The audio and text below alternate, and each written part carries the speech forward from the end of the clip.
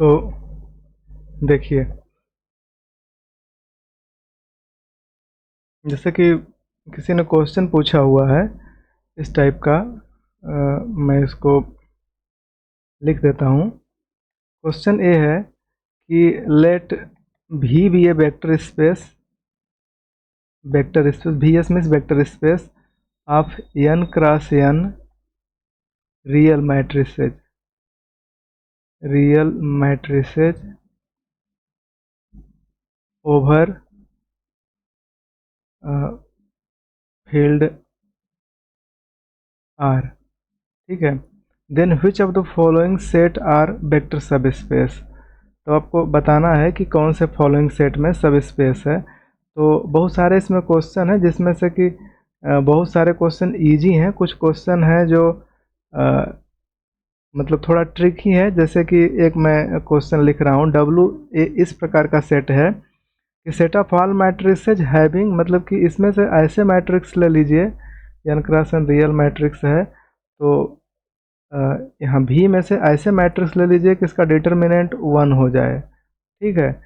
एक ए दिया हुआ है और एक दिया हुआ है कि एक W1 W2, बाकी और हो जाएंगे, ये दो मुझे लग रहा है नहीं होंगे। सेट ऑफ ऑल मैट्रिसेज, ऐसे मैट्रिक्स जिनका कि ट्रेस ऑफ ए कह रहा है not equal to zero, A not equal to zero है। तो ये बताइए सब स्पेस होगा कि नहीं होगा। नहीं होगा सर, ठीक है। Zero vector missing. हाँ, तो ए दोनों में क्या होगा कि पहले तो जीरो वेक्टर होगा ही नहीं। जैसे कि ये मैट्रिक्स है n क्रॉस n का, तो हम अगर कोई मैट्रिक्स ले लेते हैं, मान लीजिए n क्रॉस n का मैट्रिक्स, तो ये W प्लस के रेस्पेक्ट में एबेलियन ग्रुप बनाएगा, तो इसका एडिटिव आइडेंटिटी जीरो होना चाहिए। तो जीरो जीरो जो टर्म बनते हैं इस टाइप से, ए जीरो जीरो का अगर डिटर्मिनेंट हम देखें तो डिटर्मिनेंट इसका जीरो होगा। लेकिन इस क्वेश्चन में कह रहा है कि इसमें ऐसे मैट्रिक्स लिए जा रहे हैं जिसका डिटर्मिनेंट 1 हो, तो इसमें एडिटिव आइडेंटिटी नहीं होगी, इसलिए ये सब स्पेस नहीं बनाएगा, ठीक है। बहुत छोटे स्तर पर ही ये कट जा रहा है। और कह रहा है कि इसमें ऐसे मैट्रिक्स हैं दूसरे में कि जिनका ट्रेस जीरो हो। ट्रेस मीन्स होता है सम ऑफ डायगोनल एलिमेंट, ठीक है, मेन डायगोनल। जैसे कि मान लीजिए कि अगर मैं कोई एक मैट्रिक्स ले रहा हूँ 3 क्रॉस 3 का, ये इस तरीके से A11 A12 A13, ठीक है। एक सेकंड, कोई जुड़ना चाह रहा है, ठीक है। देखिए, तो यहाँ पर देखिए, तो अभी देखिए फिर से शायद जो जुड़ा है प्रीति यादव, उसी ने पूछा है कि एक कैसे होगा। तो देखिए, जो क्वेश्चन प्रीति आपने पूछा है यहाँ पर है कि W1 जो हमें ऐसे मैट्रिक्स के कलेक्शन लिए जाए जिनका डिटर्मिनेंट 1 हो जाए, तो जीरो मैट्रिक्स इसमें नहीं रह पाएगा। क्यों नहीं रह पाएगा? क्योंकि जीरो का डिटर्मिनेंट जीरो होगा, और यहाँ पर ऐसे मैट्रिक्स लिए जा रहे हैं जिसका डिटर्मिनेंट 1 होगा, तो इसकी वजह से ये सब स्पेस नहीं बनाएगा। जीरो इसलिए क्योंकि जीरो W1 को प्लस के रेस्पेक्ट में एडिटिव आइडेंटिटी चाहिए, इसलिए जीरो मैट्रिक्स को उसमें होना पड़ेगा। लेकिन जीरो मैट्रिक्स मतलब सब स्पेस बनाना चाहे तब उसे होना पड़ेगा, लेकिन इसमें ऐसे मैट्रिक्स हैं जिनका डिटर्मिनेंट 1 है, इसलिए जीरो मैट्रिक्स इसमें फिट नहीं हो पाएगा, और फिट ना होने से ए वेक्टर सब स्पेस नहीं बनाएगा, ठीक है। इसी टाइप से हम अगर दूसरे को यहाँ पर ध्यान दें, ठीक है, अगर दूसरे क्वेश्चन को ध्यान दें तो इसमें ट्रेस मैं भी डिफाइन कर रहा हूँ कि A11 A12 A13 A21, एक second, A21 A22 A23 A31 A32 A33, ठीक है। इस तरीके से एक सेकेंड, बस एक सेकेंड रुके रहिए।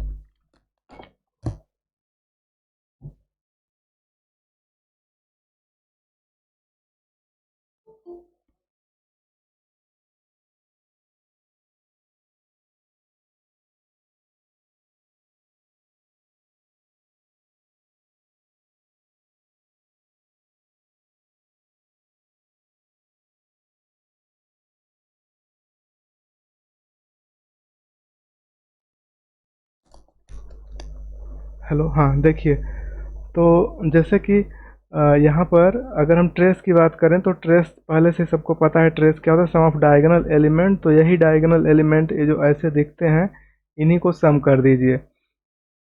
तो A11 प्लस A22 और A33 इसी को समेसन चाहे तो लिख सकते हैं आई का वैल्यू 1 से लेकर के n तक, मतलब 1 से लेकर यहाँ पर 3 तक रहेगा। तो इस तरीके से सम अगर जीरो होगा तब ये बना लेता है। अगर सम कह दिया जाए जीरो तो अब बना लेगा, लेकिन नॉट इक्वल टू जीरो है। तो क्वेश्चन में दिया है कि ऐसे सबसेट W जिसमें मैट्रिक्स वेक्टर स्पेस से ली जा रही है लेकिन उसके ट्रेस का मतलब sum of diagonal element not equal to zero है।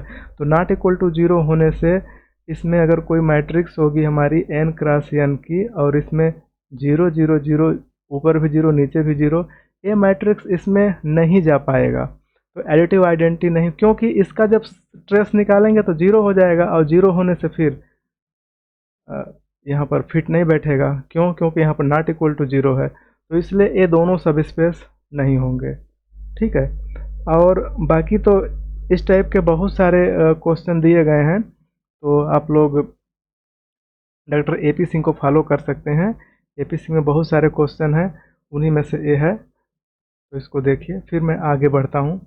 हाँ बोल, हाँ बोलिए। सर यहाँ पे जो आइडेंटिटी मैट्रिक्स है हाँ हाँ का ट्रेस निकाले हैं तो वो उसी का एग्जांपल लेके दिखाएं ना कि आइडेंटिटी मैट्रिक्स का ट्रेस निकाले हैं वो जीरो आ गया। नहीं, आइडेंटिटी मैट्रिक्स का ट्रेस कहाँ से जीरो होगा? अगर आइडेंटिटी मैट्रिक्स है तो आइडेंटिटी 1 1 1 1 होगा और बाकी जीरो होगा। अगर n क्रॉस n मैट्रिक्स की है तो ट्रेस ऑफ आई एन कितना हो जाएगा? n हो जाएगा ना। ठीक है, ये मैं जीरो मैट्रिक्स ले रहा हूँ। ठीक है, जीरो मैट्रिक्स इसलिए क्योंकि कोई भी W जो सबसेट होता है V का, इसे सबस्पेस बनने के लिए खुद में वेक्टर स्पेस होना पड़ेगा। तो खुद में वेक्टर स्पेस होने के लिए इसे प्लस के साथ एबेलियन ग्रुप बनाता है, तो इसे जीरो इसमें होना चाहिए एज अ एडिटिव आइडेंटिटी। ठीक, तो जैसा सेट रहेगा वैसा रहेगा, पॉलिनोमियल रहेगा तो जीरो पॉलिनोमियल होता है, मैट्रिक्स रहेगा तो जीरो मैट्रिक्स होता है। तो यहाँ पर n क्रॉस n की जीरो मैट्रिक्स इसमें होनी चाहिए। लेकिन अगर ए मैट्रिक्स अगर कहेगा कि मैं यहाँ पर रहना चाहूँगा W2 में, तो कहेगा ठीक है अपना ट्रेस जोड़ के दिखाओ जीरो हो रहे हो कि नहीं। तो अपना ट्रेस जैसे ही ऐड करेगा तो पता चलेगा ये जीरो है, नॉट इक्वल टू जीरो रहेगा तब तो इसमें जाएगा ना। इसलिए ए मैट्रिक्स जीरो मैट्रिक्स W2 में नहीं जा पाएगा, और जब नहीं जा पाएगा तो फिर तो एडिटिव आइडेंटिटी है नहीं, तो प्लस के साथ एबेलियन ग्रुप बना नहीं पाएगा, तो सब स्पेस आगे होने के चांसेस खत्म हो जाएंगे, इसलिए सब स्पेस नहीं होगा। समझ में आया? ठीक तो है, इसका मतलब काउंटर एग्जांपल हम जीरो मैट्रिक्स कम से कम एक तो जीरो तो है ही। ठीक है, कभी कभी क्या क्या होता है कि और भी काउंटर एग्जाम्पल होते हैं, वो आप जितना ज़्यादा बुक्स पढ़ेंगे, किताब पढ़ेंगे और क्वेश्चन सॉल्व करेंगे, उतने ज़्यादा आपके अंदर आइडियाज़ डेवलप होंगे। एक दो ठो मैं बता सकता हूँ, पूरे एक साथ नहीं बता सकता। तो ज़्यादा से ज़्यादा आप लोग किताब पढ़िए, ठीक, वहाँ से आपके अंदर आइडियाज़ डेवलप होंगे। ठीक है, में पहला जो क्वेश्चन था हाँ पहला अपर ट्रायंगुलर मैट्रिसेस के लिए। हाँ तो देखिए क्वेश्चन में इसी में एक और क्वेश्चन है जो इस टाइप से बताया जा रहा है कि कह रहा है कि W3 मान लीजिए मैं ले रहा हूँ, मैं कह रहा हूँ कि इसमें ऐसे भी के मैट्रिक्स ले लीजिए जो अपर ट्रायंगुलर हैं। A is upper triangular. ठीक है, मान लीजिए कि A is upper triangular matrix, triangular matrices. ठीक है, तो अच्छा एक चीज़ बताइए यहाँ पर, जैसे कि रूल तो यही होता है कि एक ए चूज कर लीजिए जो अपर ट्रायंगुलर है, तो डायगोनल के ऊपर सब रहेगा, नीचे सब जीरो रहेगा। बी भी ले लीजिए तो डायगोनल के ऊपर रहेगा, नीचे सब जीरो रहेगा। तो इसमें ए से मल्टीप्लाई कर दीजिए, बी से दोनों को ऐड कर देंगे, ए प्लस बी, तो भी तो ये अपर ट्रायंगुलर ही रहेगा और नीचे सब जीरो रहेगा। तो ये इसमें चला जाएगा, इसलिए सब स्पेस हो जाएगा। लेकिन इसको काउंटर जैसे कि आप डिस्कार्ड करना चाहेंगे तो मैट्रिक्स, अगर हम जीरो मैट्रिक्स की बात करें तो जीरो मैट्रिक्स में सब जीरो होता है, डायगोनल भी जीरो होता है, ऊपर भी जीरो होता है, नीचे भी जीरो होता है। तो सब जीरो होने की वजह से क्या ये अपर ट्रायंगुलर होगा कि नहीं होगा? होगा सर। अब क्यों नहीं होगा? अपर ट्रायंगुलर का डेफिनेशन बोलिए क्या होता है? अपर ट्रायंगुलर मैट्रिक्स का डेफिनेशन देखिए, अपर ट्रायंगुलर मैट्रिक्स का अगर हम डेफिनेशन देखें तो इसमें इस टाइप का कहा जाता है कि यहाँ पर अगर कोई मैट्रिक्स है, मान लीजिए ए, और इसे हम लोग ए आई जे एन क्रॉस एन की बात कर रहे हैं, ठीक। तो अपर ट्रायंगुलर बनाने के लिए इसमें इस टाइप का कुछ कंडीशन होता है कि ए होना चाहिए ए आई जे बराबर 0 और आई जो है वो ग्रेटर देन जे होना चाहिए। ए आई जे इक्वल टू 0 और आई ग्रेटर देन जे, ऐसा कुछ। ग्रेटर देन 0, तो अगर हम यहाँ पर 2 3 अगर मान लीजिए कैलकुलेट कर लेते हैं, एक्चुअली इसे देखना पड़ेगा कि प्रिंसिपल डायगोनल के नीचे के सारे जीरो होते हैं। हाँ, प्रिंसिपल डायगोनल के नीचे के सारे जीरो होंगे और ऊपर के बारे में कुछ नहीं कहा जाता है, ठीक है। तो नीचे का जीरो करने के लिए जैसे कि मैं इसको आई जे में देखिए, इसको अगर मैं थोड़ा सा और अच्छे से इलोबरेट करूं तो यहाँ से चीज़ें क्लियर होंगी। जैसे कि मान लीजिए कि मैं एक मैट्रिक्स बनाता हूँ। सपोज कीजिए कोई मैट्रिक्स बनाऊँ, ज़्यादा नहीं, मैं 3x3 का बना रहा हूँ। A11 A12 A13 A21 A22 A23 A31 A32 A33, ठीक है। तो इसमें ये डिफाइन किया जाता है कि जो टर्म होंगे, जो नीचे के जो टर्म होंगे, एक सेकेंड, ठीक है, नीचे के टर्म होने का सेंस ये है कि यहाँ पर इतने जो टर्म है ए, प्रिंसिपल डायगोनल के नीचे का ए टर्म 0 होगा। तो इसमें देखिए पहला टर्म जो ए आई जे लिख रहे हैं, ए आई जे में आई बड़ा है, जे छोटा है, ठीक है। तो इसमें कह देंगे कि ये 0 और आई ग्रेटर देन जे, इस तरीके से, ठीक। For all i greater than j के लिए जो भी ए आई जे होगा वो ग्रेटर इक्वल टू 0 होगा। और ऊपर वाले के लिए नहीं कहा जा रहा है कि वो नॉट इक्वल टू 0 होगा, ऐसा कुछ नहीं है। तो इसलिए अगर हम कोई मैट्रिक्स ले लें 3x3 की, जो कि 0 0 0 बन रहा है और 0 0 यहाँ पर ऊपर 0, यहाँ 0, यहाँ 0 0 0 0, ठीक है। तो नीचे का तो एक कन्फर्म है कि 0 है, ऊपर के लिए कुछ पता ही नहीं है कि ये 0 है कि नहीं है। तो 0 भी हो सकता है, नॉन 0 भी हो सकता है, कुछ भी हो सकता है। तो इसलिए every zero matrix is triangular matrix. और इवन इफ अपर ट्रायंगुलर, देखिए यहाँ पर ये लिखा है अपर ट्रायंगुलर ना, तो यही डेफिनेशन अपर ट्रायंगुलर के लिए है। और लोअर ट्रायंगुलर की बात अगर करेंगे तो उस कंडीशन में करेंगे क्या कि यहाँ से इस टर्म को 0 कर देंगे। तो इस टर्म को 0 करने के लिए ये तो है अपर ट्रायंगुलर के लिए, अपर ट्रायंगुलर के लिए, ठीक है। जब इसको लोअर ट्रायंगुलर के लिए सोचेंगे, लोअर ट्रायंगुलर के लिए सोचेंगे तो उस कंडीशन में बताया जाएगा कि ए आई जे में दूसरा वाला बड़ा है, मतलब ये 0 होगा कब, जब आई छोटा रहे और जे बड़ा रहे, ठीक है। हर ऑल आई जे में जे बड़ा रहे, आई छोटा रहे और ये 0 हो जाए तो ये हो जाएगा लोअर ट्रायंगुलर मैट्रिक्स। तो उस कंडीशन में भी जो आपका जीरो मैट्रिक्स है वो भी सेटिस्फाई कर जाता है। तो जीरो मैट्रिक्स अपर ट्रायंगुलर भी है, लोअर ट्रायंगुलर भी है, ठीक है। Yes sir. और डायगोनल मैट्रिक्स भी है। तो जितनी भी डेफिनेशन है उसको बारीकी से सोचेंगे, समझेंगे तो पता चलेगा कि जीरो मैट्रिक्स ज़्यादातर जगह मिल जाएगा, ठीक है। तो इस तरीके से आप काउंटर एग्जाम्पल को ध्यान में दे करके रखिए, ठीक है। इसी में एक क्वेश्चन और भी पूछा हुआ है जिसमें से कह रहा है कि कौन सा सब स्पेस होगा। इसमें दिया हुआ है W, मान लीजिए कोई W4 है, जो कह रहा है कि ऐसे मैट्रिक्स लिए जाएं भी के जो कहा जा रहा है कि नॉन सिंगुलर हैं। तो नॉन सिंगुलर का मतलब क्या कि डिटर्मिनेंट नॉट इक्वल टू 0, ठीक है। तो देखिए सिंगुलर मैट्रिक्स का डिटर्मिनेंट जीरो होता है और नॉन सिंगुलर मैट्रिक्स का determinant not equal to zero होगा। तो कोई मैट्रिक्स अगर नॉट इक्वल टू जीरो है तो ये अभी पीछे पढ़ चुके हैं, यही जस्ट दिया हुआ है कि determinant not equal to, determinant equal to one दिया हुआ है ना ऊपर। ऊपर की अगर हम बात करें तो मैं यही आपको समझाया हूँ जस्ट ऊपर, डिटर्मिनेंट जब वन था, नॉट इक्वल टू वन था, तो सब स्पेस बना नहीं रहा था। क्यों? क्योंकि इसमें जीरो मैट्रिक्स नहीं था। जस्ट लाइक सेम अगर इसी क्वेश्चन में यहाँ पर कह दे कि हमें ऐसे मैट्रिक्स का कलेक्शन लेना है जिसमें जितने भी मैट्रिक्स होंगे सब के सब नॉन सिंगुलर हैं, A is non singular, non singular. तो नॉन सिंगुलर होने से क्या होगा, determinant not equal to zero, तो इसमें भी जीरो मैट्रिक्स नहीं आ पाएगा, फिट हो पाएगा, इसलिए ये भी सब स्पेस नहीं है। हाँ, इसी क्वेश्चन में अगर कह दे सिंगुलर मैट्रिक्स, ठीक है, अगर कह दे कि सिंगुलर मैट्रिक्स, तो सिंगुलर मैट्रिक्स में W5 एक बनाएंगे जिसमें ऐसे मैट्रिक्स लिए जाएंगे भी के इनका डिटर्मिनेंट क्या होगा, जीरो होगा। इसमें जीरो मैट्रिक्स आ जाएगा, तो ये प्रूफ हो जाएगा।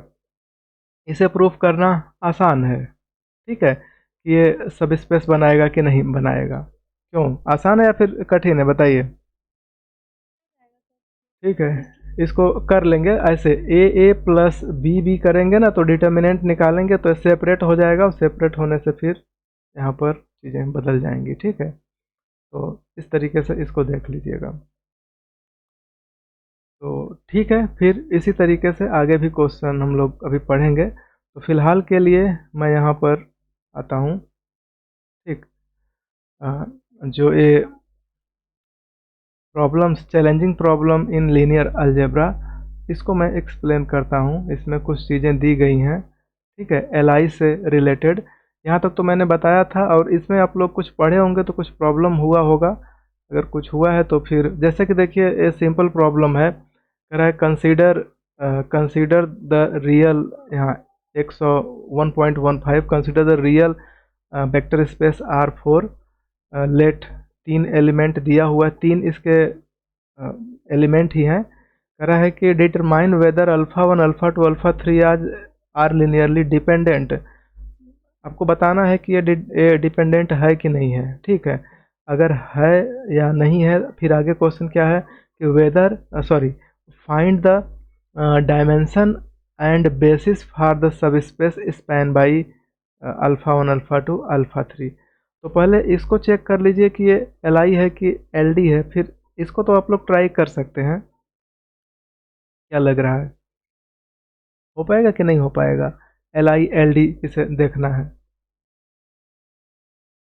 देखिए ये आसान है, आपको पूछा जा रहा है कि एल डी है कि नहीं है, तो ये तो देखने से, हालांकि मुझे आ रहा है तो मैं बता दूंगा, लेकिन आप अगर ऑब्जर्व करेंगे ना तो बहुत सारे तरीके से ऑब्जर्व कर सकते हैं। तो मैं भी आपको दिखा रहा हूँ, देखिए अगर इस अल्फ़ा 1 और अल्फ़ा 2 को ऐड कर दीजिए तो देखिए अल्फ़ा 3 आ जाएगा।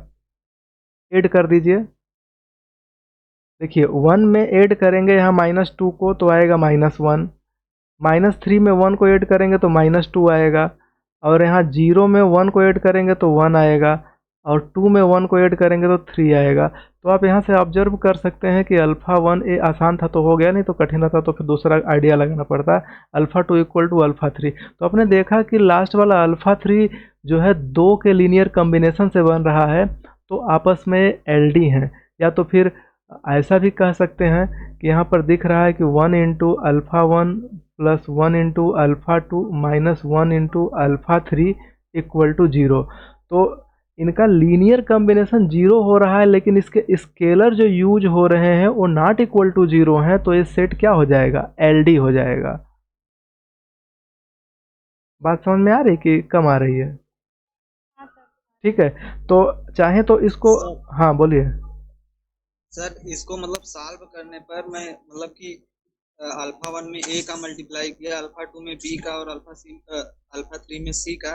तो अल्फा 1 में जो अल्फा 1 में जो है कि लास्ट में 10 ए आया, मतलब कि सॉल्व करने के बाद लास्ट में 10 ए आया, 10 ए बराबर 0। तो इसे सर हम कैसे मतलब कि क्या कंक्लूजन निकालेंगे? देखिए देखिए, मैं बता रहा हूँ, इन तीनों को लिख दीजिए, एक साथ लिख दीजिए देखिए जैसे कि यह है 1-302, ठीक है, 1-302, तो यहाँ पर मैं लिख रहा हूँ 1-302 ये है, ठीक है। इसके बाद दूसरा है -211, -211 और 1 एक ये भी है ऐसे। और फिर तीसरे में है -1 -213, -1 -213 इस टाइप से, ठीक है। ये है अल्फ़ा 1, ये है अल्फ़ा 2, ये है अल्फ़ा 3, ठीक। इसको चेक करना है कि वेदर ये एलडी है कि नहीं है, ठीक है। तो मैंने आपको बताया है कि आप यहीं से लेट करके चलेंगे, एक नया वेरिएबल चूज कर लीजिए ए, और यहाँ बी, और यहाँ पर सी, और इसका एडिशन कर दीजिए इक्वल टू 0, ये लेट करके चलिए। अगर आप लास्ट में ये दिखा दिए, ठीक, ऐसा प्रूफ हो गया कि अगर a equal to 0, B equal to 0, C equal to 0, ये इम्प्लाई कर देगा।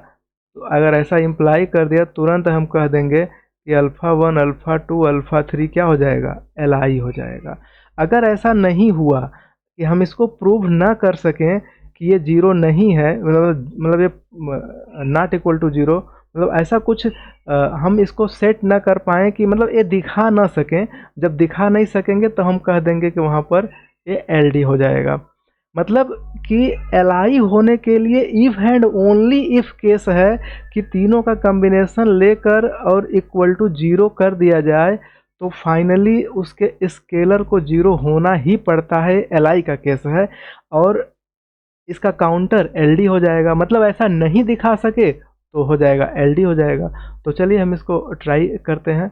यहाँ पर ए, यहाँ पर बी, और यहाँ पर सी, और मैं इसको सपोज कर लूँ 0 0 0 0, ठीक है। तो यहाँ से देखिए इक्वेशन बनेंगे, कैसे इक्वेशन बनेंगे, -3 सॉरी ए पहले से ए बनेगा, फिर -2b बनेगा, और यहाँ से प्लस क्या बनेगा, यहाँ से 3c बनेगा, यहाँ से -c बनेगा, -c इक्वल टू 0, ठीक है। इस तरीके से ए बन गया।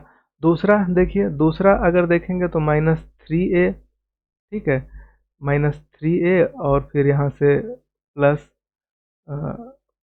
बी, और फिर -2c इक्वल टू 0। तीसरे में देखेंगे तो 0a प्लस बी, और फिर प्लस सी इक्वल टू 0। चौथे में होगा 2a प्लस बी और प्लस 3c इक्वल टू 0। इस टाइप से इतने आपने बना लिए, ठीक है। तो ऐसा करते हैं कि हम इसमें दिखाने की कोशिश करते हैं कि ये कैसे हो पाएगा। तो देखिए, जैसे कि इसमें देखिए कितने इसमें इक्वेशन दिख रहे हैं, इसमें 4 इक्वेशन दिख रहे हैं, और अननोन कितने हैं, इसमें 3 हैं, ठीक है। तो स्वाभाविक सी बात है कि ये एल डी ही होगा, ठीक। लेकिन इसको दिखाने के लिए आपको थोड़ा कैलकुलेशन करना होगा। जैसे कि अगर मैं यहाँ से सी का वैल्यू बी में दिखा दूँ, यहाँ से भी सी का वैल्यू, और फिर यहाँ से अगर सॉल्व करना रहे तो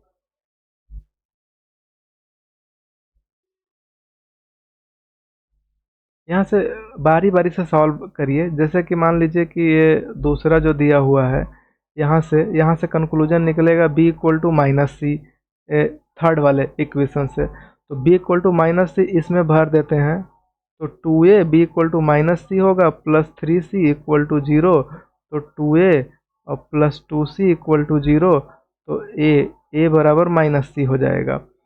तो b बराबर भी -c, a बराबर भी -c। अब इसको यहाँ पर पुट कर देते हैं, पहले वाले में देखते हैं पुट करके। a बराबर -c -2b, b का वैल्यू -c है तो हो जाएगा +c हो जाएगा, और फिर -c, तो ये तो 0 हो जा रहा है, ठीक है। इसको देख लेते हैं, इसमें -3, a का वैल्यू क्या है -c के, तो +c हो जाएगा, और b का वैल्यू क्या है -c -2c, तो ये भी 0 हो जा रहा है, ठीक है। तो आप इसमें देखिए कि a तो यहाँ हमने कंक्लूजन a निकाला कि a का वैल्यू आ गया -c, और b का भी वैल्यू आ गया -c। तो इसको चाहें तो आप ऐसे लिख सकते हैं a बराबर b बराबर माइनस सी, या इसको ऐसे भी लिख सकते हैं कि a by 1 b by 1 equal to C by minus 1 equal to let कर लीजिए k। तो यहाँ से a का वैल्यू k आएगा, b का वैल्यू भी k आएगा और c का वैल्यू -1 आएगा, माइनस k होगा।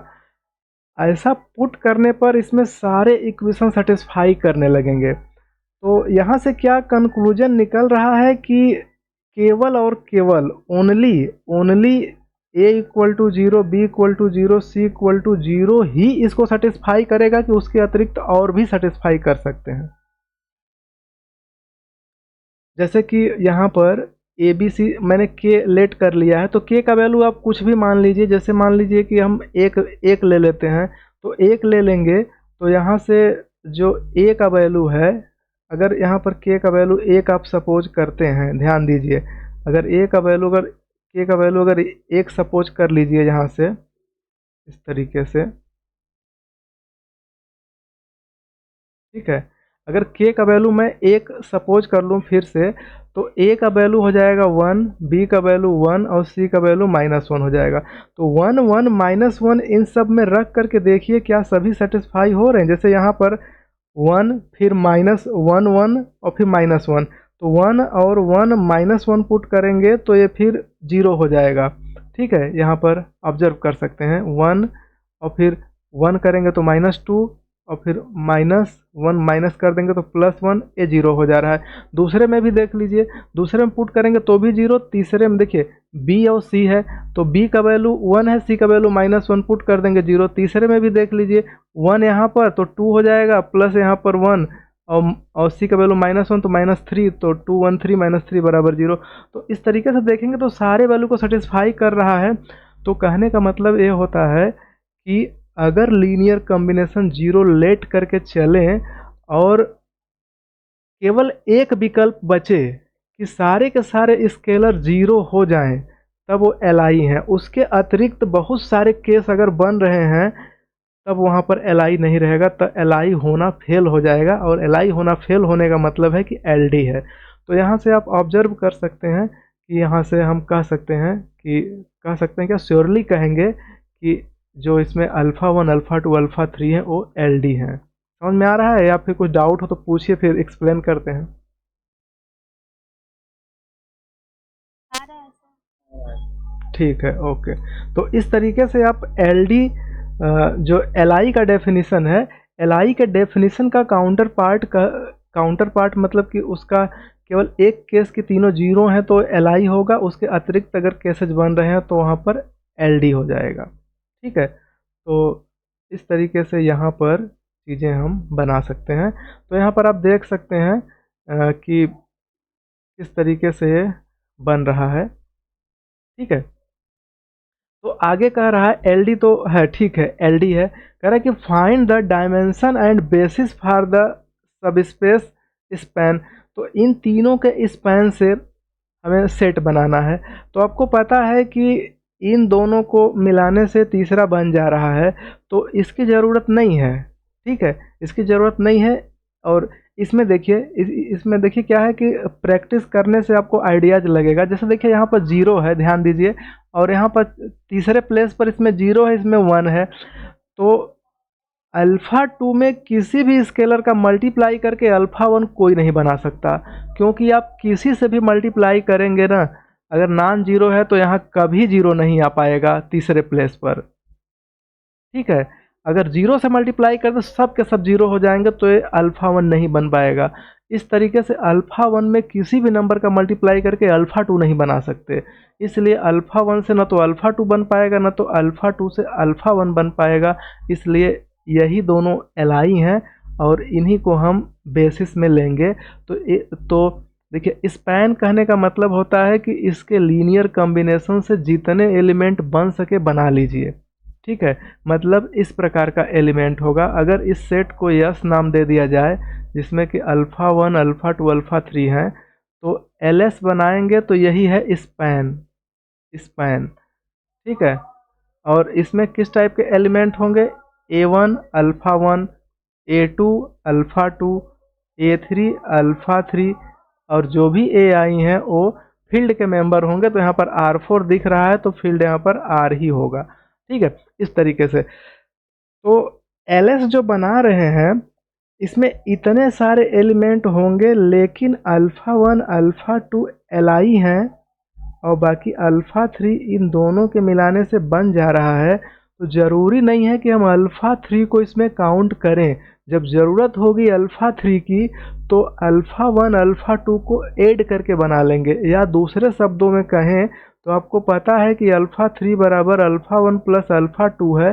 तो इसको उठा करके यहाँ पर रख दीजिए। तो जो LS बनेगा वो इस प्रकार से बनेगा कि A alpha 1 A1 A2 alpha 2 और प्लस A3 अल्फ़ा 3 की जगह पर अल्फ़ा 1 प्लस अल्फ़ा 2 है। तो फिर से इसको सॉल्व करेंगे तो यहाँ से पता चलेगा कि A1 प्लस A3 अल्फ़ा 1, ठीक है, फिर A1 A2 plus alpha 3 A3, ठीक है, A3 अल्फ़ा 2, इस प्रकार से। ठीक है, तो इसमें दो ही LI वेक्टर हैं जो सबको जनरेट कर दे रहे हैं, इसलिए इसकी बेसिस में दो ही एलिमेंट होंगे, एक अल्फ़ा 1 अल्फ़ा 2। तो यहाँ पूछा जा रहा है कि dimension of basis of span, तो इसका डायमेंशन 2 होगा। और वो कौन कौन होंगे बेसिस में, एक अल्फ़ा 1 एक अल्फ़ा 2। बात समझ में आ रही है? जी सर। ठीक है, तो इस तरीके से आप क्वेश्चन को सोच सकते हैं। ठीक है, तो अब मैं आगे और बढ़ता हूँ। जैसे कि शुरू में कुछ कंटिन्यू क्वेश्चन बता देता हूँ, फिर आप लोग ट्राई करिएगा। ठीक है, बहुत सारे इसके ऐसे क्वेश्चन हैं जो लगाना बहुत कठिन है, लेकिन फिर भी कोशिश करते हैं। देखिए, जैसे कि 1.6 कह रहा है कि भी be the sub space of R4 spend by the 4 tuple. तो 4 टपल से ए स्पैन कर रहा है। कह रहा है कि भी be the sub space of R4 का कोई भी सब स्पेस है, ठीक, और 4 एलिमेंट से स्पैन किया जा रहा है। फाइंड द बेसिस ऑफ भी एंड डायमेंशन। तो आपको देखना ये है कि ये जो चारों दिए गए हैं कि LI हैं कि LD हैं। तो देखिए, एक मैं आपको और भी तरीका बताता हूँ, बहुत सिंपल तरीका है कि ऐसे जब दे देना तो इसको ABCD का यूज मत करिए बार बार, एक मैट्रिक्स बनाइए, उसी से काम हो जाएगा। ठीक है, मैं उसको आपको दिखाता हूँ कैसे। जैसे कि 1-302 है, ठीक, एक सेकेंड रुकिए। 1-302 का मैं स्कैन कर लेता हूँ, फिर आपको बताता हूँ। ठीक है,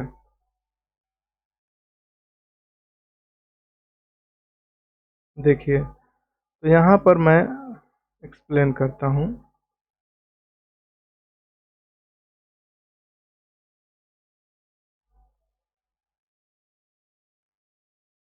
देखिए, जैसे कि अल्फ़ा 1 दिया हुआ है, 1-3 और 0 2 ऐसा दिया है। अल्फ़ा 2 दिया हुआ है, -2 1 1 1, और अल्फ़ा 3 दिया हुआ है यहाँ पर -1 -2 और 1 और 3 ऐसे दिया हुआ है। तो इसको LI या फिर LD अगर चेक करना है कि कैसे है, तो इसको एक मैट्रिक्स फॉर्म में लिख दीजिए सीधे सीधे। क्या है, 1-3 0 2, दूसरा क्या है -1 -2 और 1 1 1, तीसरे में क्या है -1 -2 1 3। ठीक है, अब इसको आप करिए क्या ना कि इसको जीरो करने की कोशिश करिए जितना ज़्यादा से ज़्यादा हो सकता है। जैसे कि एग्जाम्पल के तौर पर देखिए, जैसे कि ये 1 है ना, यहाँ नीचे -1 है, तो मैं करूँगा क्या कि मैं यहाँ पर जो एलिमेंट्री रो ऑपरेशन होता है वही मैं यहाँ पर करने जा रहा हूँ। मैं यहाँ पर करूँगा कि R3 को रिप्लेस कर देते हैं R3 प्लस R1, ठीक है, पहला चीज़। और दूसरा मैं ये कर देता हूँ कि R2 को मैं रिप्लेस कर रहा हूँ कि R2 में +2R1 कर देता हूँ। तो ऐसा करने से क्या होगा कि पहले में 2 का गुणा करके इस दूसरे में जब ऐड करेंगे तो देखिए क्या हो जाएगा, ये तो वही रहेगा 1-3 0 2। जब इसमें 2 से गुणा करके इसमें जोड़ेंगे तो ये 0 हो जाएगा, ये 6 -6 होगा तो ये -5 हो जाएगा। इसमें 2 से जो तो एक ही रहेगा, 2 दूना 4 और 4 एक 5 हो जाएगा। ठीक है, अब देखिए इस पहले वाले को तीसरे में डायरेक्ट जोड़ देना है क्योंकि यहाँ मैं दिया हूँ। तो जोड़ देंगे, ऐड कर देंगे तो 0 हो जाएगा यहाँ पर, ये -5 हो जाएगा, यहाँ पर 0 1 1 हो जाएगा और 2 3 5 हो जाएगा। अब मैं क्या करूँगा, अब मैं करूँगा कि R3 को, ध्यान दीजिए कि R3 को मैं रिप्लेस कर रहा हूँ R3 plus R3 minus R2, R3 minus R2। ऐसा करने से इसमें क्या होगा कि 1 -3 0 2 और 0 -5 1 5 और ऐड इसको घटा देंगे, दोनों सेम है, कैंसिल हो जाएगा 0 0 0।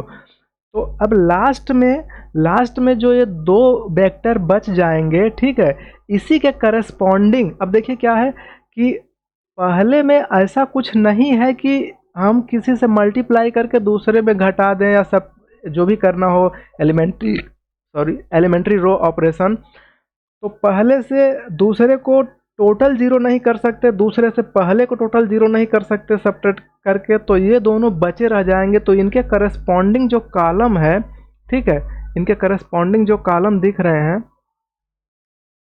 ये ऊपर वाला है और नीचे वाले का ए वाला है, तो यही दो बचेंगे। तो जो बचते हैं वही एलआई होते हैं, ठीक है। मतलब यहाँ से आप चाहें तो पहले और तीसरे को भी ले सकते हैं। क्यों ले सकते हैं? क्योंकि जो मैं यहाँ पर एलिमेंट्री रो ऑपरेशन यूज कर रहा हूँ, ठीक, तो इसमें मैं कह दूँ कि R2 को रिप्लेस कर दीजिए R2 माइनस R3, तो इसमें R3 वाला गायब हो, R2 गायब हो जाएगा, R3 बचेगा, तो फर्स्ट और थर्ड बचेगा। तो इसलिए या तो यहाँ पर आइदर अल्फ़ा 1 के साथ अल्फ़ा 2 और अल्फ़ा 1 के साथ अल्फ़ा 3, ये दो बेसिस बनेंगी, ठीक है। दोनों में से कोई एक बेसिस ले लेंगे तो कोई भी ले लेंगे तो ये दोनों एलआई होंगे और यही बेसिस होंगे। तो दोनों के केस में डायमेंशन तो 2 आएगा, ठीक, लेकिन बेसिस अलग अलग आएंगी। ऐसा रहेगा तो अल्फ़ा 1 अल्फ़ा 2 रहेगा तो अलग टाइप की बेसिस से B1 कहिए, दूसरा रहेगा तो इसे B2 कहिए। ये बात समझ में आ रही है? हाँ सर। ठीक है, देखिए, हाँ देखिए एलआई और, हाँ बोलिए। जैसे सर रैंक डिफाइंड, हाँ, जैसे कि आप रैंक निकालते हैं, एक्चुअली एलआई एलडी का जो कंसेप्ट है ना, हाँ देखिए रैंक में एलआई एलडी ही यूज करते हैं। अब अभी इसको मान लीजिए कि जो पहले से पढ़ा है रैंक, तो उसे लगेगा कि रैंक के हिसाब से एलआई एलडी आ रहा है, लेकिन नेचुरली रैंक जो है एलडी और एलआई के हिसाब से आता है। क्यों? क्योंकि हम नंबर ऑफ जो रोज है ना, इनमें गुणा करके मल्टीप्लाई करके एक दूसरे को जीरो करने की जब कोशिश करते हैं, तो इससे ये पता चलता है कि कौन किसका मल्टीपल है। जैसे कि देखिए, अगर तीसरा फाइनली 0 हो गया तो पक्का है कि इन दोनों को कुछ न कुछ मल्टीप्लाई करके जोड़ के और हम इसमें गुणा कर देंगे। मतलब पहले कुछ मल्टीप्लाई कर दीजिए, फिर ऐड कर दीजिए या सब्ट्रैक्ट कर दीजिए तो तीसरा आ जाएगा। या डायरेक्टली यहाँ पर जो दिख रहा है, इन दोनों को मतलब ऐसे कह दीजिए, डायरेक्टली इतना दूर मत जाइए, सीधे सीधे कह दीजिए कि हम यहाँ पर करते क्या है कि R3 को रिप्लेस कर देते हैं R1 प्लस R2 से। तो रिप्लेस करेंगे तो सॉरी, ऐसे R3 को रिप्लेस करना है R3 minus R1 plus R2 से। इन दोनों को जोड़ करके तीसरे में से घटा दीजिए, तुरंत लास्ट वाला 0 हो जाएगा।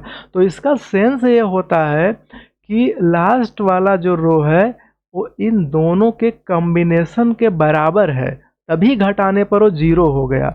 बराबर होने का सेंस है कि इन दोनों के मिक्सचर से बन जा रहा है।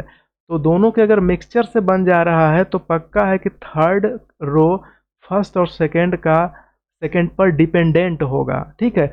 इन तीनों वेक्टरों में कोई एक अगर किसी दो पर डिपेंड हो जाए या कोई एक किसी भी एक पर डिपेंड हो जाए तो पूरा सेट डिपेंड हो जाता है। इसलिए हम इसको कहेंगे एलडी सेट, ठीक है। तो रैंक का कंसेप्ट चूंकि पहले एल आई एल डी नहीं बताया गया था, इसलिए रैंक के हिसाब से देखेंगे तो भी ठीक है। अब इंडिपेंडेंट डिपेंडेंट पढ़ लिए तो सीधा पढ़िए, इंडिपेंडेंट और डिपेंडेंट के हिसाब से रैंक को डिफाइन किया जाता है, ठीक है। तो इसी टाइप का देखिए एक और क्वेश्चन है, इसी में मैं आगे अभी बता रहा हूँ, नीचे उसी क्वेश्चन के नीचे दिया हुआ था। ठीक, यहाँ पर देखिए, जैसे कि ये कह रहा है कि 4 करें कि स्पैन बाई, करें कि लेट भी कोई वेक्टर स्पेस है R4 का सब स्पेस और स्पैन बाई 4 टपल्स। ये 4 टपल्स के 4 वेक्टरों से स्पैन हो रहा है, तो इसका बेसिस बताना है। तो ऑब्वियसली यहाँ पर आप सोच सकते हैं कि अल्फ़ा 1, अल्फ़ा 2, अल्फ़ा 3 और अल्फ़ा 4, ये सेट, ये मतलब इसे एक सेट मान लीजिए S। तो हो सकता है कि ये चारों के चारों Li हों। अगर Li रहेंगे तो यही हमारे क्या बन जाएंगे, बेसिस बन जाएंगे, तो इसका डायमेंशन 4 हो जाएगा। ऐसा भी हो सकता है कि किसी दो या ऐसा भी हो सकता है कि आपस में कोई एक एलिमेंट ऐसा जो बाकी 3 के मिलाने से बन रहा है, या कोई 2 है जो बाकी 2 के मिलाने से बन रहा है। तो इसका पता कैसे चलेगा? इसको पूरे के पूरे को इस टाइप के मैट्रिक्स में लिख लीजिए। पहला क्या है 1 2 3 4, 1 2 3 4। दूसरा क्या है 2 3 4 5, फिर है 3 4 5 6, और फिर चौथा क्या है 4 5 6 7। इतना है।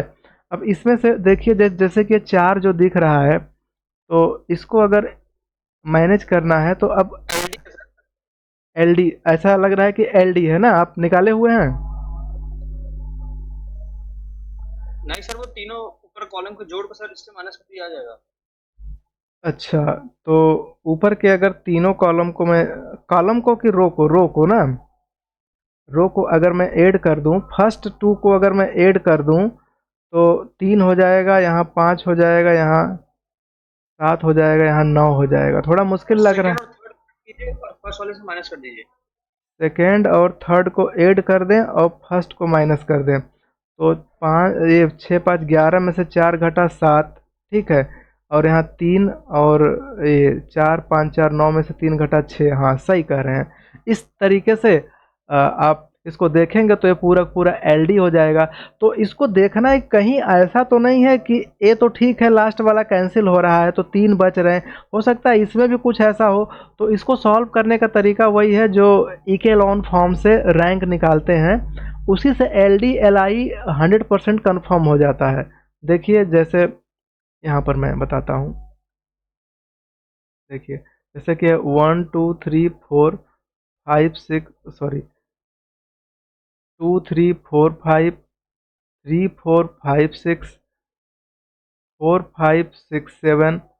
तो मैं बारी बारी से कर रहा हूँ। जैसे कि यहाँ 1 है तो इसको ऐसे ही रहने देता हूँ 1 2 3 4। इसमें 2 से मल्टीप्लाई करके दूसरे में से मैं घटा दूँ, मतलब कि R2 को रिप्लेस करना है R2 minus twice of R1, R3 को रिप्लेस करना है R3 माइनस 3 टाइम्स R1, और R4 को रिप्लेस करना है R4 माइनस 4 टाइम R1। तो इसमें ये 2 से मल्टीप्लाई करेंगे तो यहाँ पर देखिए, यहाँ पर तो 0 हो जाएगा, फिर 2 2 जब 4, तो 3 में से 4 घटाएंगे तो -1। फिर इसी तरीके से आपको करना होगा। कर लेते हैं कि अगर 2 3 जा 6 तो -2, और 2 4 जा 8 तो 5 में से तो -3 हो गया। इसी प्रकार से इसमें 3 से करेंगे तो ये 0 होगा, और 3 2 जा 6 तो -2, और 3 3 जा 9 तो -4। ठीक है, 5 में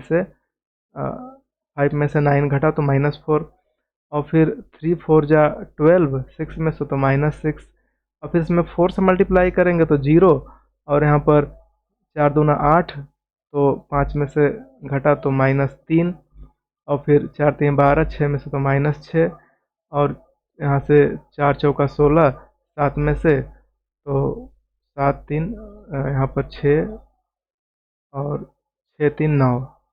ठीक है, -9 हो गया। ठीक, 9 7 16।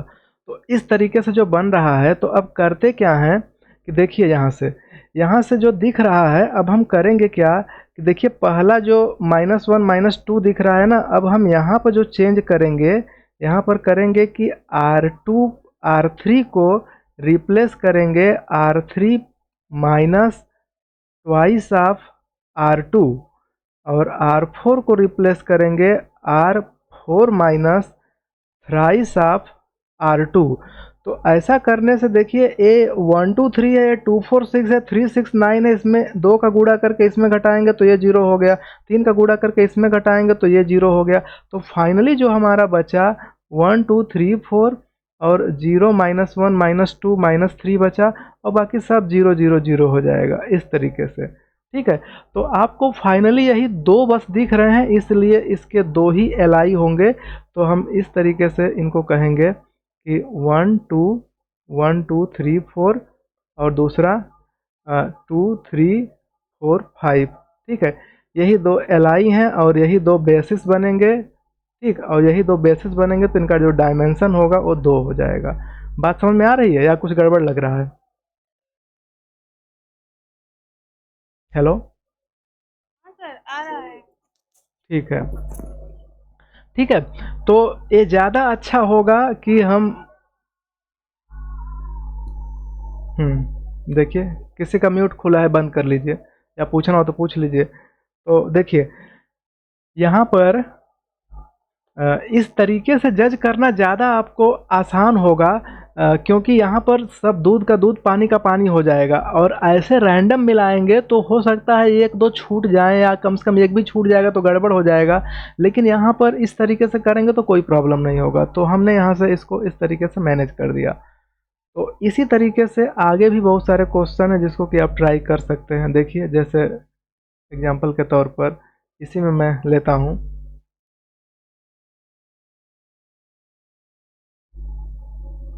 अब हमें तो लगता है कि एल आई एल डी तो अब आपको समझ में आ गया होगा। अब देखिए जैसे कि यहाँ पर है, कहा जा रहा है कि alpha 1 alpha 2 alpha 3 alpha 4 be L I vectors linearly independent हैं। ठीक है, कहने कि आंसर ट्रू और फॉल्स। अब नीचे के एंस को आपको ट्रू और फॉल्स बताना है। तो पहला जो लिखा है कि R L I linearly independent, तो इसको देखिए। तो देखिए क्या है कि जो थियरी होती है ना, थियरी को इसलिए पढ़ना ज़रूरी होता है कि थियरी हमें आइडिया देती है कि हम कैसे प्रोसीड करें, कैसे उस क्वेश्चन को सोचने के लिए पहला स्टेप बढ़ाएं। तो आपको अगर इसे एल आई दिखाना है या एल डी दिखाना है तो हम कोशिश करते हैं कैसे। ये पता है कि alpha 1 alpha 2 alpha 3 alpha 4 L I हैं, ये पता है। अगर ये पता है तो कन्फर्म है कि अगर मैं ऐसा लिखूं कि A alpha 1 B alpha 2 C alpha 3 और फिर डी अल्फ़ा 4 इक्वल टू 0, अगर ये मैं लेट करके चलूँ, इफ़ या लेट मैं कर लूँ, तो ये एल आई है तो तुरंत ये इम्प्लाई करेगा कि इसके सारे जो स्केलर हैं A equal to 0 B equal to 0 और सी इक्वल टू 0 और डी इक्वल टू 0, सारे के सारे 0 हो जाएंगे। क्यों? क्योंकि एल आई है और एल आई में ऐसा होता है कि अगर लीनियर कॉम्बिनेशन को 0 लेट कर लिया जाए तो उसके स्केलर भी 0 हो जाते हैं। तो ये ट्रिक आपको ध्यान में रखना है। अब हमें शो करना है कि ये क्या है, ये एल आई है कि एल डी है, इसे बताना है ट्रू या फॉल्स। तो स्टार्ट करते हैं। देखिए जैसे कि मान लीजिए कि यहाँ पर क्वेश्चन में है अल्फ़ा 1 प्लस अल्फ़ा 2, ये दिया गया है, गिवन है कि alpha 1 alpha 2 alpha 3 alpha 4 R L I, ये गिवन है। ठीक है, अब मुझे बताना है कि यहाँ पर फाइंड आउट करना है alpha 1 plus alpha 2 plus alpha 3। ठीक है, alpha 3 plus alpha 4 alpha 4 plus alpha 5, sorry 5 नहीं है 1 है, क्या होगा? ठीक है, क्वेश्चन मार्क, ये बताना है। मतलब कि एल आई होंगे कि एल डी होंगे, ये अब लगाने पर पता चलेगा। तो मैं एक बार लेट कर लेता हूँ कि मैं कुछ स्केलर ले लूँ, A alpha 1 plus alpha 2 B यहाँ से alpha 2 plus alpha 3 C alpha 3 plus alpha 4 D alpha 4 plus alpha 1 equal to 0, ये लेट कर लिए। अब लेट करके चलेंगे आगे। अगर मैं ए बी सी डी को दिखा दिया कि 0 है तो एल आई होंगे, नहीं तो 0 है, नहीं है तो एल आई नहीं होंगे। तो यहाँ से तुरंत अगर हम अल्फ़ा 1 को कॉमन लेंगे ना, तो यहाँ से देखिए, यहाँ से ये मिलेगा, अल्फ़ा 1 यहाँ भी है, लास्ट में भी है। अगर इन दोनों को देखिए, यहाँ भी है अल्फ़ा 1, यहाँ भी है, तो हो जाएगा ए प्लस डी प्लस। ठीक है, यहाँ पर अगर मैं यहाँ पर देखूँ तो अल्फ़ा 2 आएगा, तो अल्फ़ा 2 यहाँ दिख रहा है, तो ये ए प्लस बी होगा। इसी प्रकार से अल्फ़ा 3 के बारे में सोचेंगे तो बी प्लस सी होगा। और अल्फ़ा 3 के बारे में अगर यहाँ पर देखेंगे जो कि इक्वल टू 0 है, तो अल्फ़ा 3 तो हो गया, अल्फ़ा 4, तो यहाँ से ए डी और यहाँ से सी, तो सी प्लस डी इतना। अच्छा देखिए, अब सबका लीनियर कॉम्बिनेशन 0 आ रहा है और आपको पता है कि alpha 1, alpha 2, alpha 3, alpha 4 L I हैं, तो ये कन्फर्म है कि अगर एल आई हैं और इसका मैं इस प्रकार से लिखा हूँ इक्वल टू 0, तो कन्फर्म है कि इसके जो स्केलर होंगे सब के सब 0 होंगे। तो A plus D equal to 0 पहला, A plus B equal to 0 दूसरा, ठीक है, B plus C equal to 0 तीसरा, और फिर यहाँ से C plus D equal to 0 चौथा। इस प्रकार से आ गया। अब देखिए, अब यहाँ से करना क्या है कि इतने जब 0 आ गए ये समीकरण, तो हम यहाँ से जज करते हैं कि क्या ए बी सी डी के बारे में कुछ कंक्लूजन निकाला जा सकता है। तो देखिए, इसको थोड़ा आपको सॉल्व करना होगा कि ये सेट हो पाएगा कि नहीं। तो वैसे मैं थोड़ा सा सॉल्व किया हूँ, तो मैं जल्दी से बता दे रहा हूँ। अब पहली बार सॉल्व करेंगे थोड़ा सा आपको समय लगेगा। तो अगर इन चारों समीकरणों को अगर ऐड कर दीजिए ना, ऐड कर देंगे तो ए यहाँ भी है, यहाँ भी है, तो हो जाएगा 2a, और दूसरे में b यहाँ भी है, यहाँ भी है, तो 2b, ऐसे ही 2c, ऐसे ही 2d, चारों को जोड़ दीजिए तो 0 हो जाएगा। और a plus B plus C plus D equal to 0, एक समीकरण तो यहाँ से मिल गया। और यहाँ से जो दिख रहा है d, तो d बराबर तो माइनस ए हो गया, यहाँ से b बराबर भी क्या हो गया, माइनस ए। अब देखिए b बराबर यहाँ से क्या होगा, यहाँ से b बराबर होगा माइनस सी, यहाँ से d बराबर क्या होगा, d बराबर यहाँ से होगा माइनस सी, ठीक है। तो अब इन सब का यूज करेंगे तो d बराबर माइनस ए, यहाँ d बराबर माइनस सी, तो इन दोनों को अगर यूज करिए, d बराबर माइनस ए और d बराबर माइनस सी, दोनों को यूज करेंगे तो पता चलेगा, इम्प्लाई करेगा a बराबर c। इसी प्रकार से यहाँ पर देखिए b बराबर माइनस ए और b, और एक सेकेंड, हाँ, और ये पीछे देख लीजिए b बराबर माइनस ए और d बराबर माइनस ए, तो यहाँ से हम कह सकते हैं कि b बराबर d भी होगा। तो a बराबर c और b बराबर d, ये दो कंक्लूजन निकले, और a plus B plus C plus D बराबर 0। अब इससे ज़्यादा कंक्लूजन निकालना बड़ा मुश्किल हो रहा है, ठीक है। या ऐसे कह सकते हैं यहाँ से कि हम अगर इसको और सॉल्व करेंगे ना, तो a बराबर तो a होगा, b बराबर क्या दिख रहा है, b बराबर माइनस ए दिख रहा है, c बराबर क्या दिख रहा है, देखिए c बराबर माइनस डी है, यहाँ से देखिए c बराबर माइनस डी है और d बराबर माइनस ए है, तो इसमें पुट कर देंगे तो a आ जाएगा a के बराबर। तो वैसे भी c का मान यहाँ a लिखा है तो a लिख दीजिए, और उसके बाद d का वैल्यू क्या होगा, d बराबर b है और d बराबर b और b बराबर माइनस ए, तो हम डायरेक्ट कह सकते हैं d बराबर माइनस ए, ठीक है। तो इस प्रकार से ए बी सी डी के जो वैल्यू आ रहे हैं ना, ऐसे आ रहे हैं कि a बराबर ए, b बराबर माइनस ए, c बराबर ए और d बराबर माइनस ए। इन चारों को अगर इसमें पुट कर दीजिए तो 0 तो हो जा रहे हैं, लेकिन ये कंक्लूजन नहीं दिया जा रहा है कि a भी 0 है और b भी 0 है और c भी 0 है और d भी 0 है। ऐसा कंक्लूजन नहीं निकल पा रहा है कहीं से, ठीक है। तो जब तक ये कन्फर्म ना हो कि ये कंक्लूजन निकल जाए कि पूरा का पूरा 0 हो जाए, तब तक हम नहीं कहेंगे कि वो एल आई है, ठीक है। तो यहाँ से ये कंक्लूजन नहीं निकल रहा है कि वो एल आई है, और एल आई नहीं है तो एल डी है, ठीक है।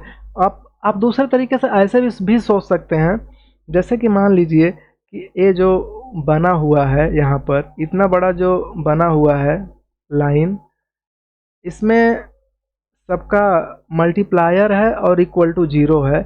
अगर मैं यहाँ पर a का वैल्यू मान लीजिए मैं 1 रख दूँ, तो b का वैल्यू -1 होगा, c का वैल्यू 1 होगा और d का वैल्यू फिर से -1 होगा। तो a का वैल्यू 1 और d का वैल्यू -1 यहाँ रख देंगे तो 0 हो जाएगा ना। अच्छा, बाकी इसी तरीके से सबको रख दीजिए तो 0 हो जाएगा। तो इसका तो काम चल जा रहा है कि alpha 1 alpha 2 alpha 3 alpha 4 LI हैं तो सारे के सारे स्केलर जीरो हो रहे हैं, लेकिन ए बी सी डी का वैल्यू यहाँ से जो दिख रहा है ए बी और सी और डी का वैल्यू ये बिना जीरो हुए भी इसको जीरो कर दे रहे हैं, इसलिए ये श्योर है कि इसमें एलआई नहीं है। मतलब एलआई तभी होता है जब केवल और केवल जीरो हों, तभी ये एलआई हो पाएगा, अदरवाइज एलआई नहीं हो पाएगा। हमें लगता है कि कंक्लूजन सबको रास नहीं आया होगा, क्योंकि इसमें कुछ ऐसा चीज़ नहीं क्लेम हो पा रहा है। एक्चुअली आप इसे सॉल्व करने की कोशिश करेंगे ना तो सॉल्व ही नहीं कर पाएंगे कि ए बी सी डी में हम कंडीशन कैसे लगाएं। देखिए मैं एक और एग्जांपल देता हूं, जैसे कि फिर मैं इस पर फिर से आऊँगा। जैसे कि मान लीजिए मैं एक क्वेश्चन ऐसे है कि गिवन है कि अल्फ़ा 1 अल्फ़ा 2 अल्फ़ा 3 क्या है, एलआई है, ठीक है। फिर क्वेश्चन है इसी में सो दैट या व्हाट क्या होगा alpha 1 plus alpha 2 plus alpha 3 और अल्फ़ा 3 प्लस अल्फ़ा 1 क्या होगा, मतलब एलआई और एलडी। तो देखिए इसको मैंने लेट कर लिया, A alpha 1 plus alpha 2, B alpha 2 plus alpha 3, C alpha 3 plus alpha 1 equal to 0।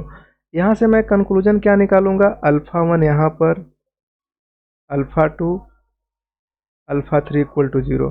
इसमें मैं पुट कर दूंगा, क्योंकि अल्फ़ा 1 है तो ए यहाँ से और सी यहाँ से, तो ए प्लस सी और यहाँ पर ए प्लस बी और यहाँ पर बी प्लस सी। तो चूंकि अल्फ़ा 1 अल्फ़ा 2 अल्फ़ा 3 एलआई हैं तो इम्प्लाई करेगा कि इसके स्केलर का मल्टीप्लाई करके जीरो हो रहा है, तो कंफर्म है कि ए प्लस सी भी जीरो होगा, ए प्लस बी भी जीरो होगा और बी प्लस सी भी जीरो होगा, बी प्लस सी भी जीरो होगा।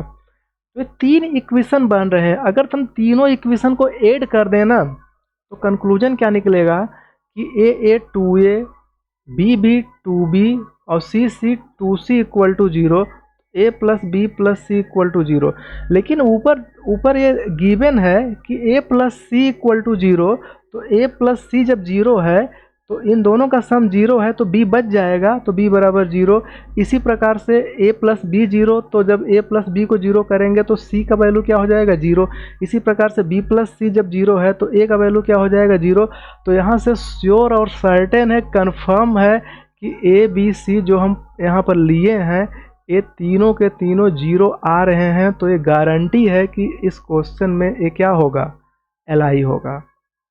ये बात समझ में आ रही है? जी सर।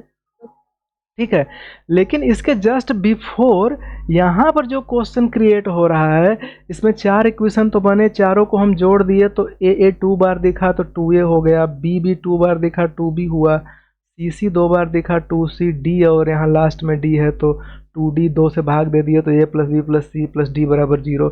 लेकिन अब जो इसके साथ कॉम्बिनेशन बना के सॉल्व करेंगे ना, बैठ के घर पे ट्राई करिएगा, आप एक क्लेम कर ही नहीं पाएंगे गारंटी के साथ। 1 घंटा 2 घंटा 3 घंटा सॉल्व करिए, नहीं क्लेम कर पाएंगे कि श्योर है कि ए बराबर 0 बी बराबर 0 सी डी सब 0 हो जाएगा।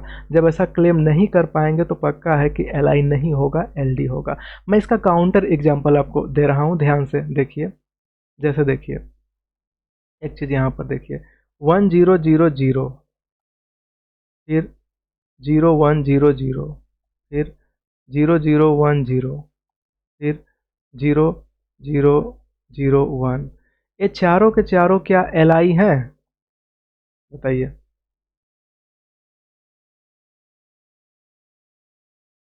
यस सर, एलआई है। और लोगों को कंफर्म दिख रहा है कि एलआई होंगे कि नहीं होंगे? Yes sir. ठीक है, ये एलआई हैं। अच्छा, तो इसको मैं नाम दे देता हूँ अल्फ़ा 1 अल्फ़ा 2 अल्फ़ा 3 अल्फ़ा 4। अच्छा, ये एलआई हैं, श्योर है। अब मैं अल्फ़ा 1 प्लस अल्फ़ा 2 निकालूंगा, अल्फ़ा 2 प्लस अल्फ़ा 3 निकालूंगा, अल्फ़ा 3 प्लस अल्फ़ा 4 और अल्फ़ा 4 प्लस अल्फ़ा 1 निकालूंगा। देखता हूँ ये क्या बन रहा है। अल्फ़ा 1 अल्फ़ा 2 निकालूंगा तो 1 1 0 0 होगा। ये जब निकालूंगा दोनों को, तो इन दोनों को जोड़ूंगा तो 0 के साथ 1 1 0 होंगे। इन तीनों को जब मैं लास्ट को जोड़ूंगा तो 0 0 1 1 होंगे, और जब चौथे को मैं जोड़ूंगा तो पहले 1 आएगा फिर 0 0 1 होगा। ठीक है, अब एक जरा ध्यान दीजिए कि अगर मैं अ, इसमें से इसको घटा दूं, मतलब कि इन दोनों को मैं माइनस कर दूं, तो जो निकलेगा इन दोनों की हेल्प से क्या निकलेगा, इन दोनों की हेल्प से जो निकलेगा ना वो इस तरीके से निकलेगा कि 1 घटाने पर तो 0 हो गया, और -1 और 0। ठीक है, अच्छा अब मैं फिर से इस वाले वेक्टर को मैं जोड़ दूं, मतलब 0 0 1 1 अगर मैं जोड़ दूं तो क्या ये वाला वेक्टर बन जा रहा है, बताइए। Yes sir. मतलब कि इन तीनों को, शुरू के तीनों में यहाँ मैं +1 कर दूं, यहाँ पर -1 कर दूं, और यहाँ पर फिर +1 कर दूं, तो ये इक्वल हो जा रहा है इसके बराबर। या दूसरे शब्दों में मैं यहाँ पर देखिए इन दोनों को ए किया गया, फिर यहाँ प्लस किया गया, फिर ये इसके हो रहा है तो घटा देंगे -1 का, तो ये 0 0 0 बन जा रहा है। अगर इसको दो टाइप के चीज़ों में देखेंगे तो आपको पता चलेगा कि ये जो तीन वेक्टर लिए गए थे, तीन वेक्टर मतलब शुरू में तो ईच अल्फा आई का जो कॉम्बिनेशन था वो एल आई था, लेकिन दो दो को मैं ऐड करके जो बनाया तो इसमें से मैंने देखा कि फर्स्ट सेकेंड और थर्ड को 1 -1 1 करने से इसका कॉम्बिनेशन इस चौथे के बराबर हो जा रहा है। या दूसरे शब्दों में यहाँ पर -1 कर देंगे तो 0 हो जाएगा। तो पहला वेक्टर, दूसरा वेक्टर, तीसरा और चौथा सब में मैंने स्केलर यूज किए हैं, इक्वल टू 0 आ गया है, लेकिन सारे के सारे स्केलर 0 नहीं है, इसलिए कंफर्म है कि ये क्या है, एलडी है। ठीक है, या आपस में इन तीन को, जैसे कि यहीं पर देखिए α1 प्लस α2 है, इन दोनों को घटा दें तो घटा देंगे तो यहाँ कट के α2 से α2 कट जाएगा, ये हो जाएगा α1 माइनस α3 हो जाएगा। फिर अब इसको यहाँ पर जोड़ दें तो α3 इससे कट जाएगा, α1 प्लस α4, तो देखिए α1 α4 के बराबर हो गया। मतलब पहले में से दूसरे को घटा के तीसरे को जोड़ दीजिए तो चौथा मिल जा रहा है, तो पक्का है कि चौथा बाकी तीन के लीनियर कॉम्बिनेशन से बन रहा है। और जब ऐसी टेंडेंसी आ जाए कि कोई वेक्टर अदर के लीनियर कॉम्बिनेशन से बन जाए तो पक्का है कि वो एलडी होता है, फिर एलआई नहीं हो पाएगा। तो मैंने इसको एग्जाम्पल के भी माध्यम से आपको समझाने की कोशिश की है, यहाँ पर थियोरेटिकल बैकग्राउंड के साथ एक्सप्लेन करने की कोशिश की कि अगर ये एलआई हैं तो इनके बारे में कैसे सोचेंगे। तो थियोरेटिकली ऐसे स्टार्ट करेंगे, आगे जा कर के अगर हम क्लेम ना कर पाएँ कि सारे के सारे स्केलर 0 हैं तो गारंटी है कि वो एलडी है। अगर आप क्लेम कर दिए कि सारे के सारे 0 हैं तो गारंटी है कि एलआई हैं। बात समझ में आई कि नहीं आई समझ में? Yes sir. ठीक है, तो इस तरीके से आप लोग इस टाइप के क्वेश्चन को सॉल्व कर सकते हैं और समझ सकते हैं। तो ऐसे ही बाकी भी आप ट्राई कर लीजिएगा। ठीक है, एक मैंने बताया है, बाकी के लिए आप ट्राई करिए, या फिर काउंटर एग्जाम्पल से रिजेक्ट कर दीजिए। जैसे कि मैंने अभी काउंटर एग्जाम्पल बताया ना कि आप स्टैंडर्ड जो बेसिस होता है ना एलआई 4 में, तो हमने 4 4 का पेयर बनाया था, तो इस तरीके से आप चाहें तो बना करके बाकी को डिस्कार्ड कर सकते हैं। ठीक है, डिस्कार्ड मेथड बहुत ही यूजफुल मेथड है कि आप 4 ऑप्शन में से 3 को डिस्कार्ड करिए तो एक ट्रू हो जाएगा, भले आप जान रहे हो या ना जान रहे हो। तो ऐसा ट्राई कर सकते हैं। अब देखिए इसी टाइप से एक क्वेश्चन है, यहाँ पर कहा जा रहा है कि α1 α2 α3 आर एलआई, ये तीनों एलआई हैं। तो कह रहा है कि फॉर व्हाट वैल्यू ऑफ के किस वैल्यू के लिए ये तीनों के तीनों क्या होंगे, एलआई होंगे, इंडिपेंडेंट होंगे। तो ऑब्वियस सी बात है कि इसको पहले हम लिख लेते हैं। ठीक है, क्वेश्चन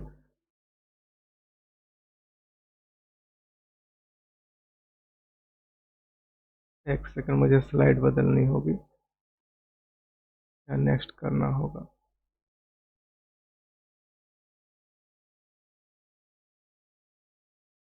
देखिए α1 α2 α3 एलआई लिखा हुआ है। क्वेश्चन में है कि α1 α2 α3 आर एलआई, इतना गिवन है। अब कह रहा है कि for what value of k α2 minus α1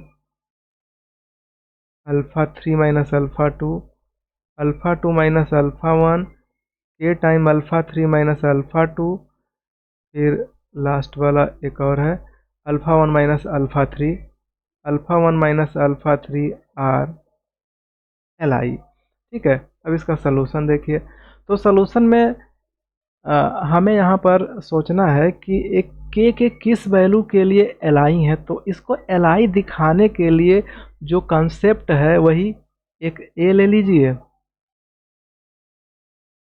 ठीक है, तीनों को लिख लीजिए। अल्फ़ा 2 माइनस अल्फ़ा 1 के टाइम अल्फ़ा 3 माइनस अल्फ़ा 2 और अल्फ़ा 1 माइनस अल्फ़ा 3। देखिए, आप ऐसे सोचेंगे तो सोचते रह जाएंगे जब तक कि आप थियरी से उसे नहीं पकड़ेंगे। थियरी से पकड़ के आगे जाएंगे ना, तब उससे कुछ कंक्लूजन निकलेगा। यहाँ पर मान लीजिए मैंने ए कर दिया, प्लस यहाँ पर बी मैंने कर दिया, यहाँ पर प्लस हमने सी कर दिया, इक्वल टू 0 लेट कर लिया ऐसा। अब मैं आगे बढ़ रहा हूँ।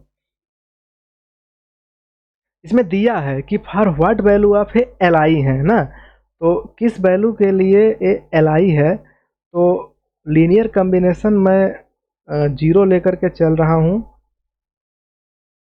एक सेकेंड, ऊपर एल आई दिया हुआ है और इसको भी एल आई ही मान के चलना है, के का वैल्यू निकालना है। तो मान लीजिए कि एल आई, तो एल आई के लिए मैं यहाँ ऐसे लेट कर लिया। अब लास्ट में क्या काम करूँगा कि ए बी सी को 0 में यूज करूँगा। ठीक है, तो कैसे देखिए, थोड़ा सा इसको सॉल्व करते हैं। तो अल्फ़ा 1 यहाँ पर जब हम लेंगे तो उस कंडीशन में अल्फ़ा 1 लेने से यहाँ पर ए मिलेगा और अल्फ़ा 1 यहाँ है प्लस सी मिलेगा। सॉरी, कुछ उल्टा हो गया, पहले सी होगा माइनस ए होगा, प्लस इसी टाइप से अल्फ़ा 2 होगा। अल्फ़ा 2 में यहाँ पर क्या मैनेज करेंगे, अल्फ़ा 2 यहाँ पर दिख रहा है तो माइनस बी होगा और यहाँ पर ए होगा। और ऐसे ही जब तीसरे में अल्फ़ा 3 जब लिखना है तो ये टर्म क्या है, अल्फ़ा 3 के लिए यहाँ पर बी के हो जाएगा, बी के और माइनस अल्फ़ा 3 यहाँ पर सी हो जाएगा। ठीक, तो आपको पता है कि since alpha 1 alpha 2 alpha 3 R L I, ये तो पता है। तो एल आई हैं तो इसके जो स्केलर हैं वो क्या होंगे, 0, तो सी माइनस ए इक्वल टू 0 और फिर ए माइनस बी इक्वल टू 0 और फिर बी के माइनस सी इक्वल टू 0। यहाँ से सी बराबर ए हो जाएगा और ए बराबर यहाँ पर क्या हो जाएगा, बी हो जाएगा।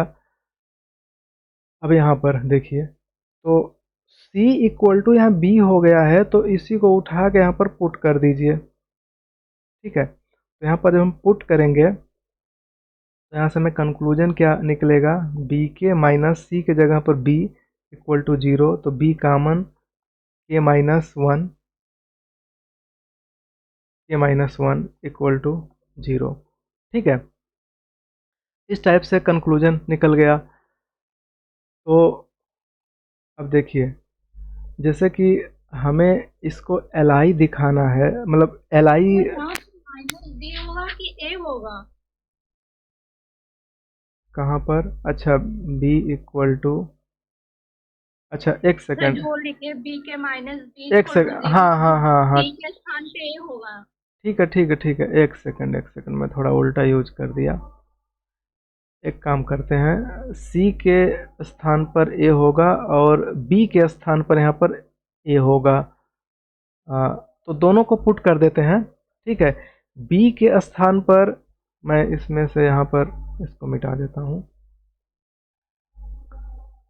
यहाँ पर इसको यूज करता हूँ कि सी के प्लेस पर ए मैं लिख दूँ, माइनस के वही रहेगा, बी के प्लेस पर भी ए है तो ए रहने दीजिए इक्वल टू 0।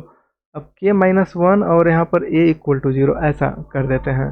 ठीक है, तो एक चीज़ बताइए कि अब c इक्वल टू ए है और b इक्वल टू भी ए है और यहाँ पर ए भी 0 है, तो यहाँ से क्या कंक्लूजन निकलेगा कि अगर मान लीजिए कि सपोज कीजिए कि अगर यहाँ से हम जैसे कि, एक सेकेंड, कह रहा है कि फॉर व्हाट वैल्यू ऑफ के अल्फ़ा 2 माइनस अल्फ़ा 1 और इतना ये तीनों एल आई होंगे। तो हमें अगर LI तीनों को दिखाना है तो यहाँ से एक्चुअली यहाँ से कुछ कहना हमें लगता है कि मुश्किल है।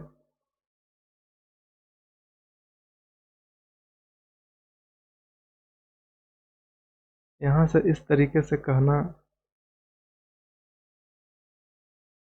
यहाँ से कंक्लूजन निकालना थोड़ा सा मुश्किल हो रहा है, क्योंकि LI अगर मैं लेके चल रहा हूँ, LI लेके चल रहा हूँ तो मैं लेट कर लूँगा कि ये जीरो है, तो जीरो है तो इस टाइप से कंडीशन बनेगा और लास्ट में फिर आएगा कि के इक्वल टू 1 ले लीजिए ना। हाँ, तो k इक्वल टू अगर हम 1 ले लेंगे तो ये तो जीरो हो जाएगा, ठीक, ये जीरो हो जाएगा, लेकिन यहाँ से ABC तो जीरो नहीं हो पाएगा ना। मतलब कि देखिए यहाँ से एक कंक्लूजन ए निकलता है ना कि अगर k not equal to zero हो जाए, यहाँ से देखिए ध्यान से, अगर k नॉट इक्वल टू 1 हो जाए तो उस कंडीशन में k माइनस 1 जीरो नहीं होगा। अगर k का वैल्यू 1 न हो तो k माइनस 1 जीरो नहीं होगा। अब जब a जीरो नहीं होगा तो a को जीरो होना पड़ेगा, क्योंकि दो का प्रोडक्ट जीरो हो रहा है, तो इसलिए यहाँ से a बराबर जीरो होगा। और a बराबर जीरो होने से यहाँ पर b को भी क्या होना पड़ेगा, जीरो, क्योंकि a का वैल्यू जीरो पुट कर देंगे। और c बराबर a है तो c को भी जीरो होना पड़ेगा, ठीक है। तो यहाँ से यही कंक्लूजन निकल रहा है कि if k not equal to 1 तुरंत इम्प्लाई करेगा a बराबर जीरो, b बराबर जीरो और c बराबर जीरो। तो a बराबर जीरो, b बराबर जीरो, c बराबर जीरो होने से LI हो जाएगा। ये यहाँ पर ये तीनों वेक्टर LI हो जाएंगे, लेकिन एक किस केस में LI हो रहे हैं, जब k का वैल्यू नॉट इक्वल टू 1 है, ठीक है। तो इसका आंसर होगा, आंसर k का वैल्यू एक के अतिरिक्त कुछ भी भरेंगे, मतलब k नॉट इक्वल टू 1 होने पर ये सेट LI हो जाएगा। समझ में आया कि नहीं आया समझ में? Yes sir. ठीक है। अच्छा, ये एक चीज, हाँ बोलिए। ठीक है। सर यहाँ पर जैसे आप LI उसमें दिया है कि LI है ये, हाँ हाँ LI हाँ की किस तो इसमें जो है कि B, मतलब कि यहाँ पर लास्ट में जो A आया है, हाँ तो हाँ LI होने के लिए तो A B C का मान जीरो होना ही पड़ेगा, क्योंकि होगा तभी तो LI होगा। हाँ हाँ तो इसमें तो A का मान कंफर्म है कि जीरो है ही। यहाँ लास्ट में जो k माइनस 1 इंटू ए है, तो ए तो जीरो है, क्योंकि क्वेश्चन में ही बोल दिया है कि ये LI है, तो LI होने के लिए तो ए का मान जीरो होना पड़ेगा। देखिए आप सही कह रहे हैं कि ए को जीरो होना ही पड़ेगा, लेकिन एक चीज़ का और ध्यान दीजिए कि जैसे कि मान लीजिए कि मैं कह रहा हूँ कि ए सेट, गिवन सेट जो है, गिवन 3 वेक्टर LI हैं, तो LI हैं, तो हमने यहाँ पर लेट किया तो ये तो कंफर्म है पहले से ही कि ये ABC जीरो हैं। लेकिन आप इसको जब सॉल्व करिए ना, तो अभी कंसीडर मत करिए, अभी कंसीडर मत करिए, हम इसको लास्ट में एक पॉइंट पर कंसीडर करेंगे। तो लास्ट में कंसीडर करते समय अभी सिर्फ आप लीनियर कॉम्बिनेशन को जीरो मान लीजिए बस, अभी LI पर विचार मत करिए, ठीक है। जैसे ऐसा बहुत सारे क्वेश्चन में आपको मिलेगा कि आप स्टार्ट करेंगे और एक स्पेशल पॉइंट पर जा कर के इस कंडीशन को अप्लाई करते हैं। तो अभी के लिए बस इसका लीनियर कॉम्बिनेशन ले लीजिए, तो लीनियर कॉम्बिनेशन लेट कर लीजिए जीरो, और जैसे ही आप आगे बढ़े तो इतने सारे केस आ गए, ठीक है। तो अब यहाँ पर ऐसा हो रहा है कि अगर मैं कह दूं कि k का वैल्यू इक्वल टू 1 हो जाए और a नॉट इक्वल टू 0 हो जाए, ठीक है, ध्यान दीजिएगा। अगर मैं कह दूं कि k का वैल्यू 1 हो जाए और a नॉट इक्वल टू 0 हो जाए, तो लास्ट कंडीशन तो सेटिस्फाई करेगा कि नहीं करेगा? यस सर, सेटिस्फाई करेगा। सेटिस्फाई करेगा, लेकिन जब a नॉट इक्वल टू 0 होगा तो b भी नॉट इक्वल टू 0 होगा और c भी नॉट इक्वल टू 0 होगा, ठीक है। तो हम कह सकते हैं कि अगर k बराबर 1 ले लिया जाए तो उस कंडीशन में ABC तीनों नॉट इक्वल टू 0 हो रहे हैं, और नॉट इक्वल टू 0 होने से LD हो जाएंगे। कौन सा LD हो जाएगा? A अल्फ़ा 2 माइनस अल्फ़ा 1 के टाइम अल्फ़ा 3 माइनस अल्फ़ा 2 और अल्फ़ा 1 माइनस अल्फ़ा 3। अगर k का वैल्यू हम 1 ले लें तो ये LD हो जाएंगे, क्योंकि लास्ट स्टेज पर जा कर के देखिए, अगर k का वैल्यू मैं 1 कर दूं और अल्फ़ा का वैल्यू मैं नॉट इक्वल टू 0 लूँ तो भी लास्ट केस सेटिस्फाई करेगा। और सेटिस्फाई करने के बाद यहाँ से जो b बराबर a दिया है और c बराबर a दिया है, तो चूंकि ये नॉट इक्वल टू 0 है तो b भी नॉट इक्वल टू 0, c भी नॉट इक्वल टू 0, और इस केस में ये सेट क्या हो जाएगा, ये सेट LD हो जाएगा। ठीक है, क्यों LD हो जाएगा, क्योंकि तीनों नॉट इक्वल टू 0 आ गए। तो हमने लेट किया था लीनियर कॉम्बिनेशन 0 और सारे स्केलर नॉट इक्वल टू 0 हो गए, तो LD हो जाएगा। लेकिन हमें यहाँ इसको सपोज करना है कि ये LI रहे, तो LI रहने के लिए हम इसी को उल्टा सपोज कर लेंगे कि k को अगर मैं नॉट इक्वल टू 1 दे दूं तो पक्का है कि a को 0 होना पड़ेगा, उसकी मजबूरी बनेगी, और a को 0 होते ही bc भी 0 बन जाएगा, इसलिए सारे के सारे स्केलर 0 हो जाएंगे और LI बना रहेगा। इसको ऐसे भी सोच सकते हैं। अच्छा, एक बात ये समझ में आ रही होगी कि k बराबर 1 लेने पर क्या सच में ये LD हो जाता है। ट्राई कर लेते हैं। जैसे कि मान लीजिए मैं यहीं पर एक छोटा सा एग्जांपल लेता हूँ। सपोज करिए कि मैं एक अल्फ़ा लिया, अल्फ़ा 1 ऐसे 1 0 0, ठीक है, 0 1 0, और यहाँ पर मैं ले लिया 0 0 1 ऐसे। ये अल्फ़ा 1 है, ये अल्फ़ा 2 है, ये अल्फ़ा 3 है। अब जैसा कि यहाँ पर दिख रहा है, यहाँ पर दिख रहा है कि अगर मैं k का वैल्यू 1 ले लूँगा ना तो ये क्या बनेगा, अल्फ़ा 2 माइनस अल्फ़ा 1 अल्फ़ा, अच्छा यहाँ पर अल्फ़ा 1 माइनस अल्फ़ा 3, हाँ, अल्फ़ा 2 माइनस अल्फ़ा 1 और अल्फ़ा 3 माइनस अल्फ़ा 2 और अल्फ़ा 1 माइनस अल्फ़ा 3। तो इसको सीधा करना पड़ेगा क्या, 1 माइनस 2, ठीक है कोई बात नहीं, ऐसे ही लिख देते हैं। 2 माइनस 1, 3 माइनस 2, यानी कि 21 32 13, alpha 2 minus alpha 1, alpha 3 minus alpha 2 और अल्फ़ा 1 माइनस अल्फ़ा 3। इसको चेक कर लेते हैं, यहाँ के सिचुएशन के हिसाब से इसको चेक कर लेते हैं। तो एक चीज़ बताइए, अल्फ़ा 2 में से अल्फ़ा 1 को अगर घटाएंगे, इसमें से इसको घटाएंगे तो ये हो जाएगा -1 0, सॉरी -1 -1 1 और यहाँ पर 0। अल्फ़ा 3 में से अल्फ़ा 2, इसमें से इसको घटाएंगे तो 0 -1 1 ऐसा हो जाएगा। अल्फ़ा 1 में से अल्फ़ा 3 को घटाएंगे तो यहाँ पर होगा 1 0 -1।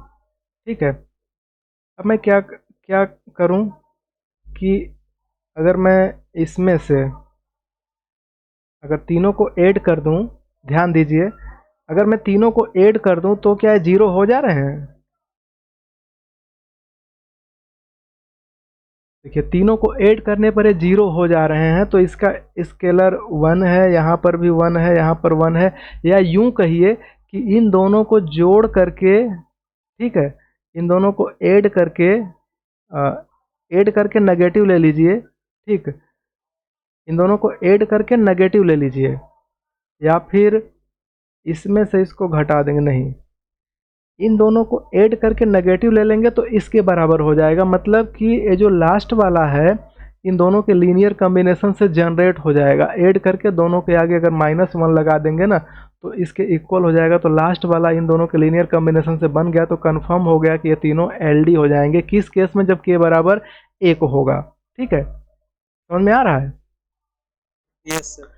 तो इसी तरीके से यहाँ पर जो कंक्लूजन निकाला गया है, तो आप पहले लीनियर कॉम्बिनेशन ले लीजिएगा, लेने के बाद आगे बढ़िएगा, और आगे जब जाके यहाँ पर कंसीडर करेंगे तो यहाँ पर 2 केस क्रिएट होंगे, एक k इक्वल टू 1 पर, एक k equal to not equal to 1 पर। k जब नॉट इक्वल टू 1 लेंगे तो a को 0 होना पड़ेगा, bc 0 होगा, तीनों 0, तो LI मेंटेन रहेगा। लेकिन कब हुआ, जब k का वैल्यू नॉट इक्वल टू 1 था। लेकिन k का वैल्यू जब 1 लिए तो उस कंडीशन में a का वैल्यू नॉट इक्वल टू 0 पर भी काम करेगा, और जिसकी वजह से फिर इसे प्रॉब्लम होगा और ये LD हो जाएगा। तो इस तरीके से आप लोग प्रैक्टिस कर सकते हैं। और क्या होता है कि एग्ज़ाम के पहले जितना भी प्रैक्टिस करेंगे वो सबका अपना अपना ट्रिक होता है कि कोई ट्रिक को कैसे आप यूज कर रहे हैं। तो सबको लगाने का तरीका अलग अलग होगा, इसी टाइप से इसको ट्राई करते रहिए। बाकी फिर और चीज़ें आगे हम बताएंगे। तो उम्मीद है कि इस तरीके का क्वेश्चन और भी जो दिए हैं आप इसे ट्राई करेंगे और आसान है। देखिए जैसे कि ये 1.21 दिया हुआ है, इसमें बताया जा रहा है कि सर हाँ बोलिए। सर यहाँ पे जो स्केलर ले रहे हैं 1 1 करके, क्या वो फिक्स है या फिर यहाँ पे कुछ और भी तो हो सकता है, कोई और पॉइंट? कहाँ पर? यहाँ पर यहाँ जो मैं लिया हूँ जस्ट यहाँ पर जो मैं कह रहा हूँ यहाँ लास्ट में। जी सर। तो आप बताइए क्या लिया जाए, इसमें क्या लिया जाए कि ए इक्वल टू 0 हो जाए या हम इसे दिखा सकें कि एल आई है कि एल डी है।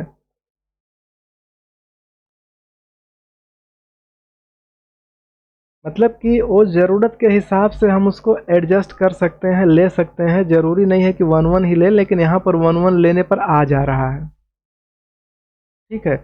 या इस तरह मतलब ये कि हमें 0 मतलब लाना है, कोई भी पॉइंट ले सकते हाँ देखिए एल आई और एल डी ये दो चीज़ों को समझने के लिए अ, एक है कि थियोरेटिकल नॉलेज, मतलब जो किताब में लिखा है, मतलब भाई बहुत सारी किताबों में अलग अलग तरीके से लिखा गया है, ठीक। एल आई और एल डी इन दोनों को, तो इन दोनों को महसूस करने के लिए पहले आपको ये महसूस होता है कि नहीं कि एल आई और एल डी क्या है। देखिए कोई भी चीज़ महसूस करने के लिए आप उसकी डेफिनेशन पढ़िए, उस पर क्वेश्चन लगाइए और उसे ज़्यादा से ज़्यादा पढ़ेंगे और बहुत सारे क्वेश्चन लगाएंगे तो आपको फील होगा कि एल आई एल डी में चल क्या रहा है। अगर आपको ये फील हो रहा है कि एल आई क्या है एल डी क्या है, तब आपके लिए कोई प्रॉब्लम नहीं है। अगर फील ही नहीं हो रहा है, बस आपको लगता है कि ऐसा लिखा है समेसन ए आई अल्फ़ा आई बराबर 0 लेट करके चल दें और ए आई दिखा दें इक्वल टू 0, तो ये एल आई हो जाएगा। और अगर at least 1 A I not equal to 0 हो जाए तो ये एल डी हो जाएगा। सिर्फ ये डेफिनेशन जानते हैं तो फिर आपको बहुत प्रॉब्लम होगी, क्योंकि फिर बार बार आपको सेट करना पड़ेगा। लेकिन अगर आप ये फील कर रहे हैं कि एल आई एल डी का कंसेप्ट ये है, एल डी का मतलब है डिपेंडेंट, और डिपेंडेंट का मतलब है कि जितने भी वेक्टर दिए हों उनमें से कोई एक बाकी के कॉम्बिनेशन से बन जा रहा है, बाकी की मिक्सिंग से बन जा रहा है। मिक्सिंग का मतलब मिलाने से बन जा रहा है, तो एल आई है। और एल डी का मतलब कि 3 वेक्टर दिए गए हैं, 3 में से कोई 2 मिल के तीसरा ना बना पाए, कोई 2 मिल के तीसरा। या मान लीजिए मैं कहूँ कि 10 वेक्टर दिए हैं, सपोज कीजिए alpha 1 alpha 2 alpha N vector दिए हैं और एल आई है, तो गारंटी है कि कोई भी इसमें से n-1 एलिमेंट मिल के किसी एक को नहीं बना सकते, ठीक है, एकदम इंडिपेंडेंट हैं। तो इस चीज़ को अगर आप समझ गए तब तो बहुत बड़ी बात है, तब सब कुछ क्लियर हो गया।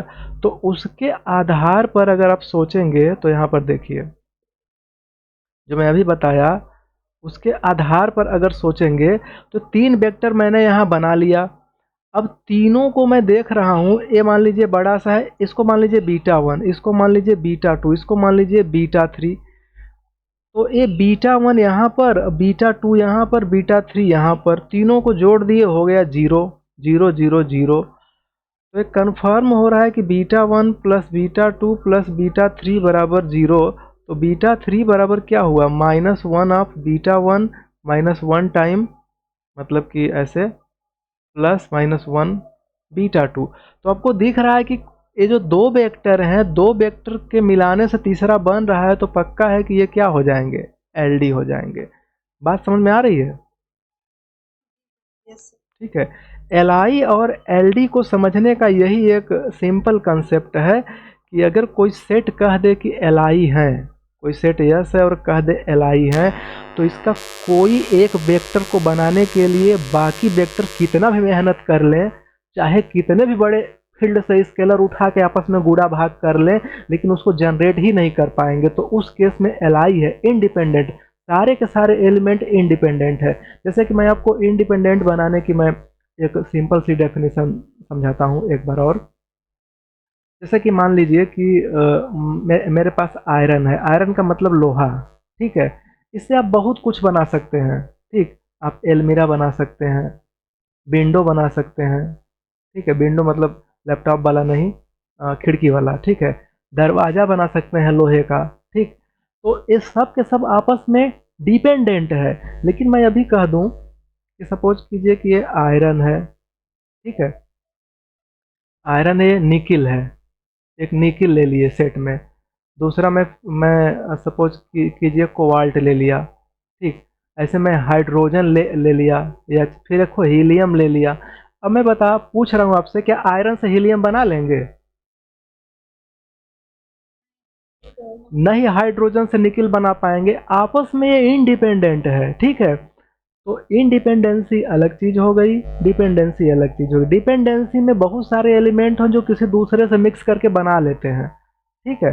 तो डिपेंडेंसी और इंडिपेंडेंसी इसी तरीके से यहाँ पर LI LD का कंसेप्ट है, ठीक है। ये तीनों शुरू में तो मैंने LI लिया था, लेकिन इस टाइप से सेट करने पर K का वैल्यू 1 पुट करने पर जब ये लिए गए तो इनका इस प्रकार से एडजस्टमेंट हुआ कि कोई एक वेक्टर बाकी दो के नेगेटिव कॉम्बिनेशन से, यहाँ देखिए नेगेटिव कॉम्बिनेशन से बन जा रहा है। नेगेटिव लीनियर कॉम्बिनेशन मतलब स्केलर नेगेटिव यूज हम कर रहे हैं, बन जा रहा है, इसलिए पूरा पूरा LD हो जाएगा। तो ठीक है, इस तरीके से आप लोग क्वेश्चन को समझ सकते हैं। अब देखिए जैसे कि यहाँ पर 1.21 दिया हुआ है, ये कह रहे हैं कि इसमें ऐसे मैट्रिक्स लिए जा रहे हैं। देखिए ये 2R लिखा है, तो 2R का मतलब समझ जाइए कि 2 क्रॉस 2 के मैट्रिक्स हैं जिसकी सारी एंट्री रियल की है, और इसमें AB BC टाइप के मैट्रिक्स हैं और ये दिया हुआ है। तो एक्चुअली क्या है ना कि डायगोनल पे इसके सेम एलिमेंट हैं, ध्यान दीजिए कौन से डायगोनल, उल्टा वाला डायगोनल, जो अपर टू लोअर नहीं है, ये लोअर टू अपर डायगोनल पर सेम एलिमेंट है। तो आपको ऐसे मैट्रिक्स का कलेक्शन है जो लोअर टू अपर डायगोनल पर सेम है, तो क्या सब स्पेस बनाएगा, ठीक है। आप इसको ऑब्जर्व करिए कि A बराबर मैं ले लेता हूँ, सपोज कीजिए AB और BC में ले लिया, फिर मैं B बराबर ले लिया PQ और QR ले लिया, क्योंकि डायगोनल पर मैं सेम रखा हूँ। अब मैं एक एलिमेंट इसमें सपोज कीजिए कि M लेके गुणा कर दूँ, इसमें N लेके गुणा कर दूँ, दोनों को जोड़ दूँ, तो क्या होगा MA प्लस NB, ठीक। जब मल्टीप्लाई कर देंगे तो इसमें M से गुणा करेंगे तो ये होगा MA, थोड़ा बढ़ा लेते हैं, MA प्लस NP, और दूसरे में जाएंगे तो होगा MB प्लस NQ। अब नीचे जब गुणा करेंगे तो यहाँ से MB प्लस यहाँ से NQ, और यहाँ पर क्या होगा MC प्लस NR। तो आपने क्या देखा है, डायगोनल पर सेम आ रहे हैं कि डिफरेंट आ रहे हैं? लोअर टू अपर डायगोनल पर सेम आ रहे हैं, सेम आ रहे हैं, तो ये फिर से इसी में चला जाएगा, W में चला जाएगा। तो और फॉर ऑल AB स्मॉल मतलब MN फील्ड के मेंबर और AB जो है W के मेंबर को सेटिस्फाई करेगा, इसलिए सब स्पेस हो जाएगा। जब सब स्पेस हो जाएगा तो इसकी फिर हमें निकालनी है बेसिस, ठीक है, कि बेसिस में ऐसा एलिमेंट चूज करें कि सेट हो जाए। तो कभी कभी क्या होता है ना कि बेसिस डायरेक्ट यहाँ जो दिया गया है वो डायरेक्ट इससे भी निकल जाता है। देखिए कैसे, इसी को थोड़ा सा ओपन कर दीजिए, देखिए इसको मैं ओपन कर रहा हूँ, ध्यान से देखिएगा, A 0 0 0, ठीक है, प्लस 0B 0 और प्लस 0 0 0 C। ऐसा करने से ये तीनों बन जाएंगे। अब खास बात है, यहाँ से A को बाहर निकाल लीजिए तो 1 0 0 0 हो जाएगा, और यहाँ से B को बाहर निकाल लीजिए तो 0 1 1 0, और प्लस यहाँ से C को बाहर निकाल लीजिए तो 0 0 0 1 हो जाएगा। तो इस प्रकार से कोई भी एलिमेंट के लिए यही 3 बेस पॉइंट दिख रहे हैं, तो इसी को यहाँ पर लिखा है, और इसी का यूज करके हम जो बनाएंगे बेसिस बन जाएगा, और ये LI भी है और सबको जनरेट भी कर देगा। आप इसको चेक कर लीजिएगा कि ये LI मतलब किसी भी एलिमेंट, इसको कह रहा है बेसिस बनाने के लिए, तो दो चीज़ें चेक करना है, एक LI और कोई भी एलिमेंट इससे बन जाए। तो क्यों नहीं बन पाएगा, क्योंकि यहाँ डायगोनल पे जब सेम है, जब आप किसी B से गुणा करेंगे, मल्टीप्लाई करेंगे, तो B यहाँ भी जाएगा, यहाँ भी जाएगा, कोई प्रॉब्लम नहीं होगा। और यहाँ A से मल्टीप्लाई कर दीजिए, यहाँ पर C से मल्टीप्लाई कर दीजिए, तो चाहे जो एलिमेंट बनाना चाहेंगे इससे जनरेट हो जाएगा। तो LS तो है, अगर इस सेट को यस मान लीजिए तो पक्का है कि LS बराबर W है। और दूसरा LI इसे दिखाना है, तो मल्टीप्लाई करके बराबर 0 लेकर के देख लीजिए, ए बी सी को 0 होना ही पड़ेगा, दूसरा कोई विकल्प ही नहीं बचेगा। ठीक है, जैसे देखिए यहीं मैं लीनियर कॉम्बिनेशन के रूप में यहाँ जो नीचे लिखा हूँ, हालांकि मैं ये ऊपर से लिखा हूँ, लेकिन यहीं पर अगर लेट कर लीजिए कि ए बी और सी इक्वल टू 0, तो 0 0 का मतलब है 0 मैट्रिक्स होगा। जब इसको मल्टीप्लाई कर देंगे ना तो आएगा A B B C equal to क्या होगा 0 0 0 0। अब इसे कंपेयर करेंगे तो ए का वैल्यू 0 हो जाएगा, बी का भी 0 हो जाएगा, सी का भी 0 हो जाएगा, और ऐसा करने से ए एल आई हो गया। तो एल आई और एल एस दोनों होने की इसके वजह से ए क्या बन जाएगा, बेसिस। तो इस तरीके से मैंने कुछ क्वेश्चन बताए हैं, बाकी आप अपने हिसाब से ट्राई करिए।